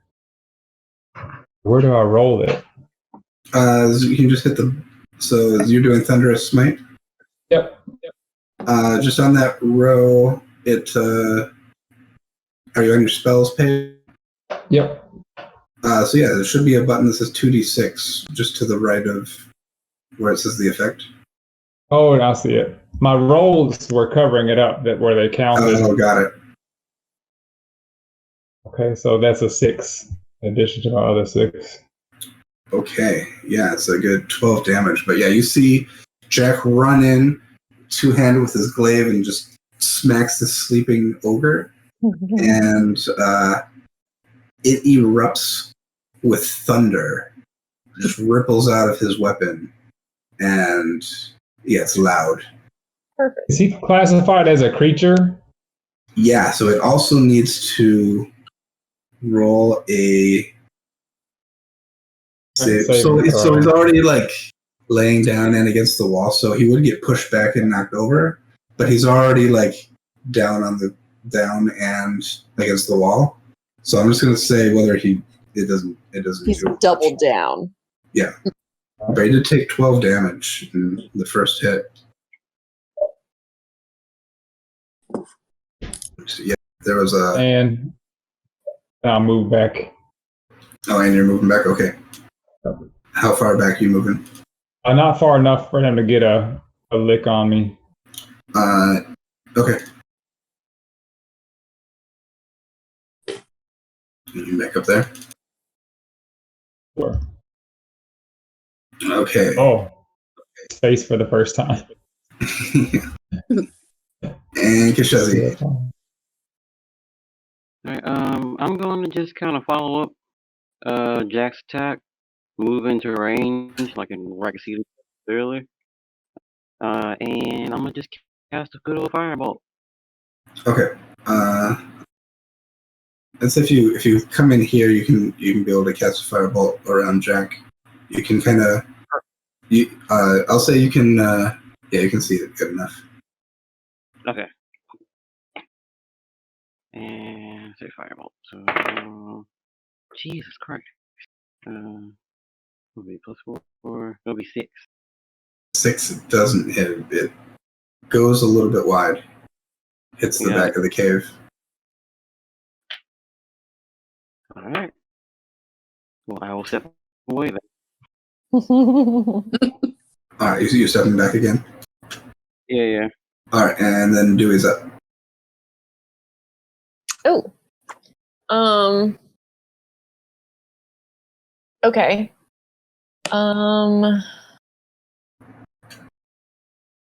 Oh, I don't think I rolled the additional D4 on my bless with the blessed attack. Oh, sure, go ahead.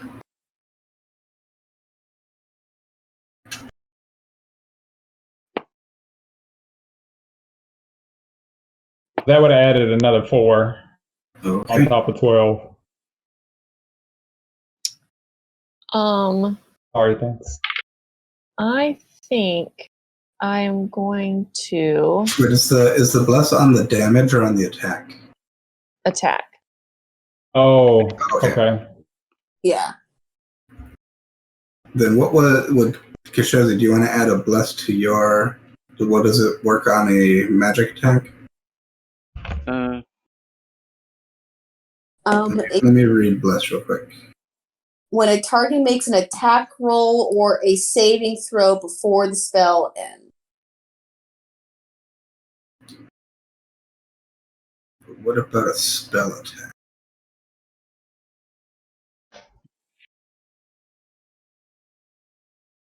Would an offensive spell be considered an attack?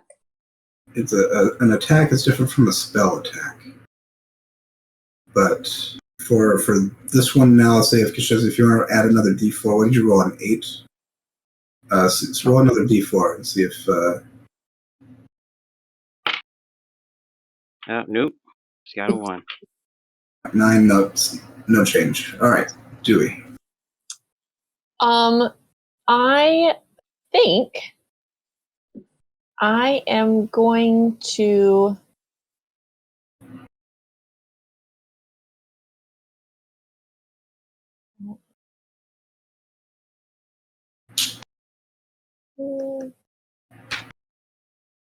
I think I'm going to cast Bear's Endurance on Kashesi. So she will now have advantage on any Constitution checks, and you also get a D6 temporary hit points. 2d6 temporary hit points. Okay. Do I cast that now? Like, do I roll Um, the 2? so the one thing that to be aware of, so this is enhance ability. Yeah. That's a concentration spell. So as soon as you cast that, your dancing lights will go out. Oh, okay. Okay, so well then I wouldn't do that if I knew that. Take that away. Never mind then. Okay, you know what? I'll just do a good old slashy with a rapier. I'll move in there and give him a good old stab. Oh, that's so. Technically, you cast Bane, but then as soon as you cast Dancing Lights after that, the Bane will go away. Oh. Yeah, we're learning how learning how the spells work with concentration. Can I light a torch anytime? Yeah. Okay, I got like 10 torches in my pack. I'm gonna like stick 2 in the fire and then throw them near. Yeah. So if we want to rewind time and say you just lit a torch and threw it into this room when we started, Dancing Lights. Okay. I think I was on standby with the torches when the first attack was happening. Sure. Okay, good. Okay, so you don't have to rely on Dancing Lights for this. So if you want to do Enhance Ability, you can go back to that. But if you do Enhance Ability, you will drop the Bane. I'll drop the Bane. So no, I'll leave the Bane. I'll just stab him with the rapier then. Okay. So I'll slide in there and see if I can hit him. All right. Ooh, I probably do. It's a 23 to hit. Oh, that's a hit. And gosh, it's been a while since I've rapiered anything. Let's see here. That is plus 2, so that is 7. 7 damage. Okay. And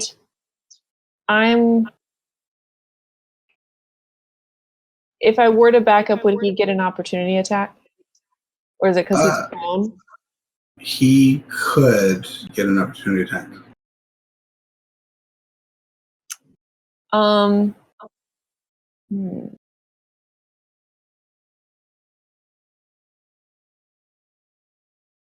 I will try to do it anyway. Okay. So yeah, at this point, he's woken up, and okay. Yeah, the surprise round is over, so he knows what's going on. So you're trying to get back up to where you were. Yeah, I'll slide back in my corner. Yeah, he will try to make an attack. Rolls a natural 1. Perfect. So he's still sleepy, getting up. Good. I'm going to bonus action give a bardic inspiration to Kashesi. So that's a D6 to really whatever roll that you feel like you needed to use it on. Got it.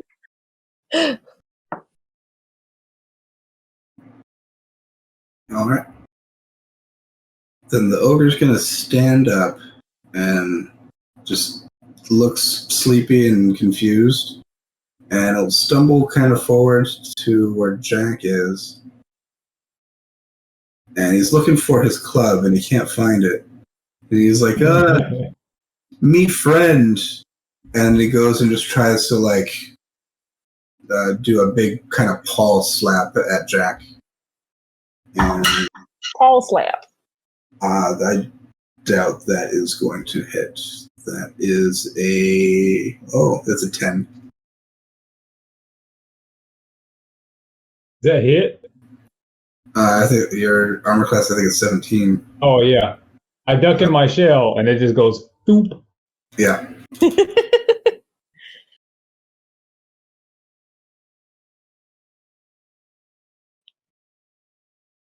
Yeah, and that's all it can do. It's confused and tired and doesn't have a weapon. So Earl's turn. Point of clarity. If I use Guiding Bolt and it's not a concentration spell, does everybody else lose the bless? No, because Bless is concentration, but Guiding Bolt is not. Okay. So you can have bless up while you guiding bolt. Okay. I would like to cast Guiding Bolt. All right. So you have to make a ranged spell attack. All right, so that's just my D20 plus 5. It is.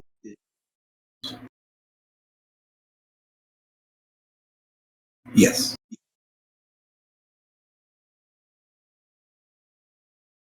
Okay, what's the plus 5? That is a 19. 19 is a hit. All right, so that's 4d6, and I'm going to use the Bardic Inspiration for the other 6. Okay. All right, so that's 5d6s. Woohoo. All right, 1 6, 7, 5, 12, 16, one more, 20. 20 damage. Wow. It is looking pretty hurt. It takes a large flash of light, hits it, and it just looks very hurt from that blast. I mean, like, bright light, like, right when you wake up is, like, so And- bad. It's and like, it- oh. Yeah, it like hits him, and then it like sparkles and like glitters all over. Yeah. Oh, I bet that's, like, the worst thing ever. Like, oh. Glitter. All right, Jack is up again. All right. I can use Thunder Smite like on all of my spell slots. You can, but it's still happening. It's again, it's a concentration spell, so your weapon is still making some noise. It's not as loud as it was in the initial burst.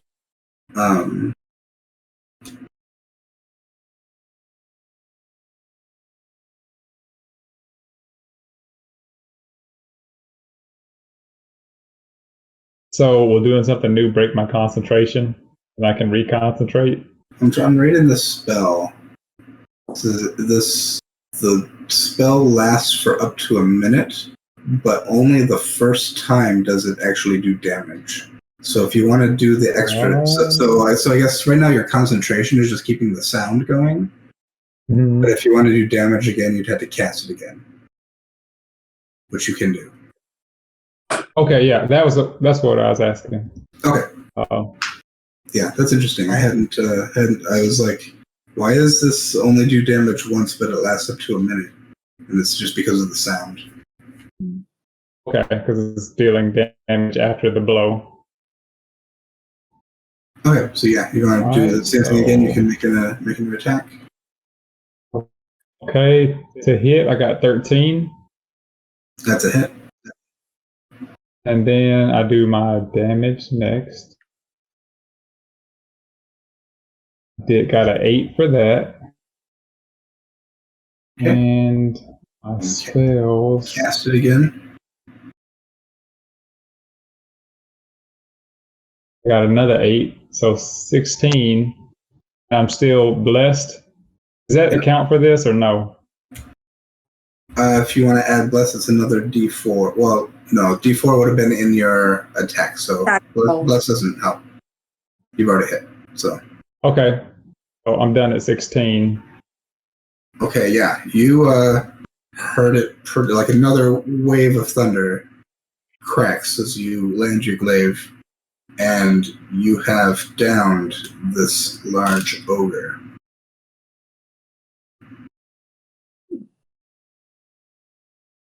I'll step back, but not too far.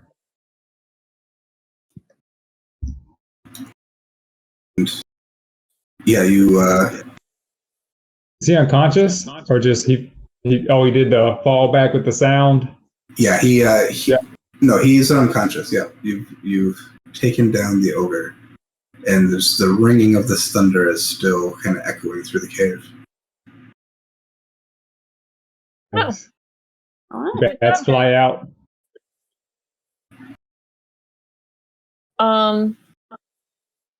Well, he's kind of blocking the way to the mead.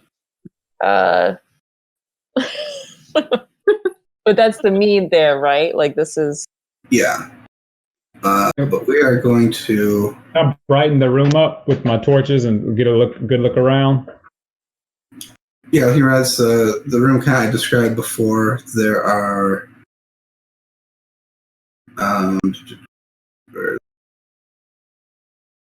It's like hanging baskets. Yeah, so suspended from the ceiling of this chamber is a series of ropes and pulleys holding 6 baskets.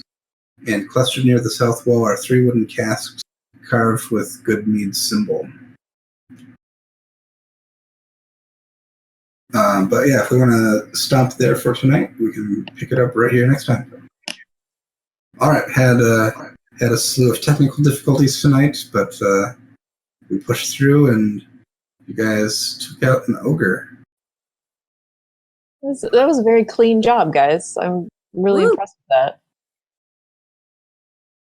We should have been facing ogres years. Easy. Oh, we also captured a Chewinga. There we go. Yeah. Still in the bag? Probably. Yeah, probably in Dewey's backpack, yeah. Yeah. All right, we'll stop there for tonight, and we'll continue next time. Bye. Bye. Bye.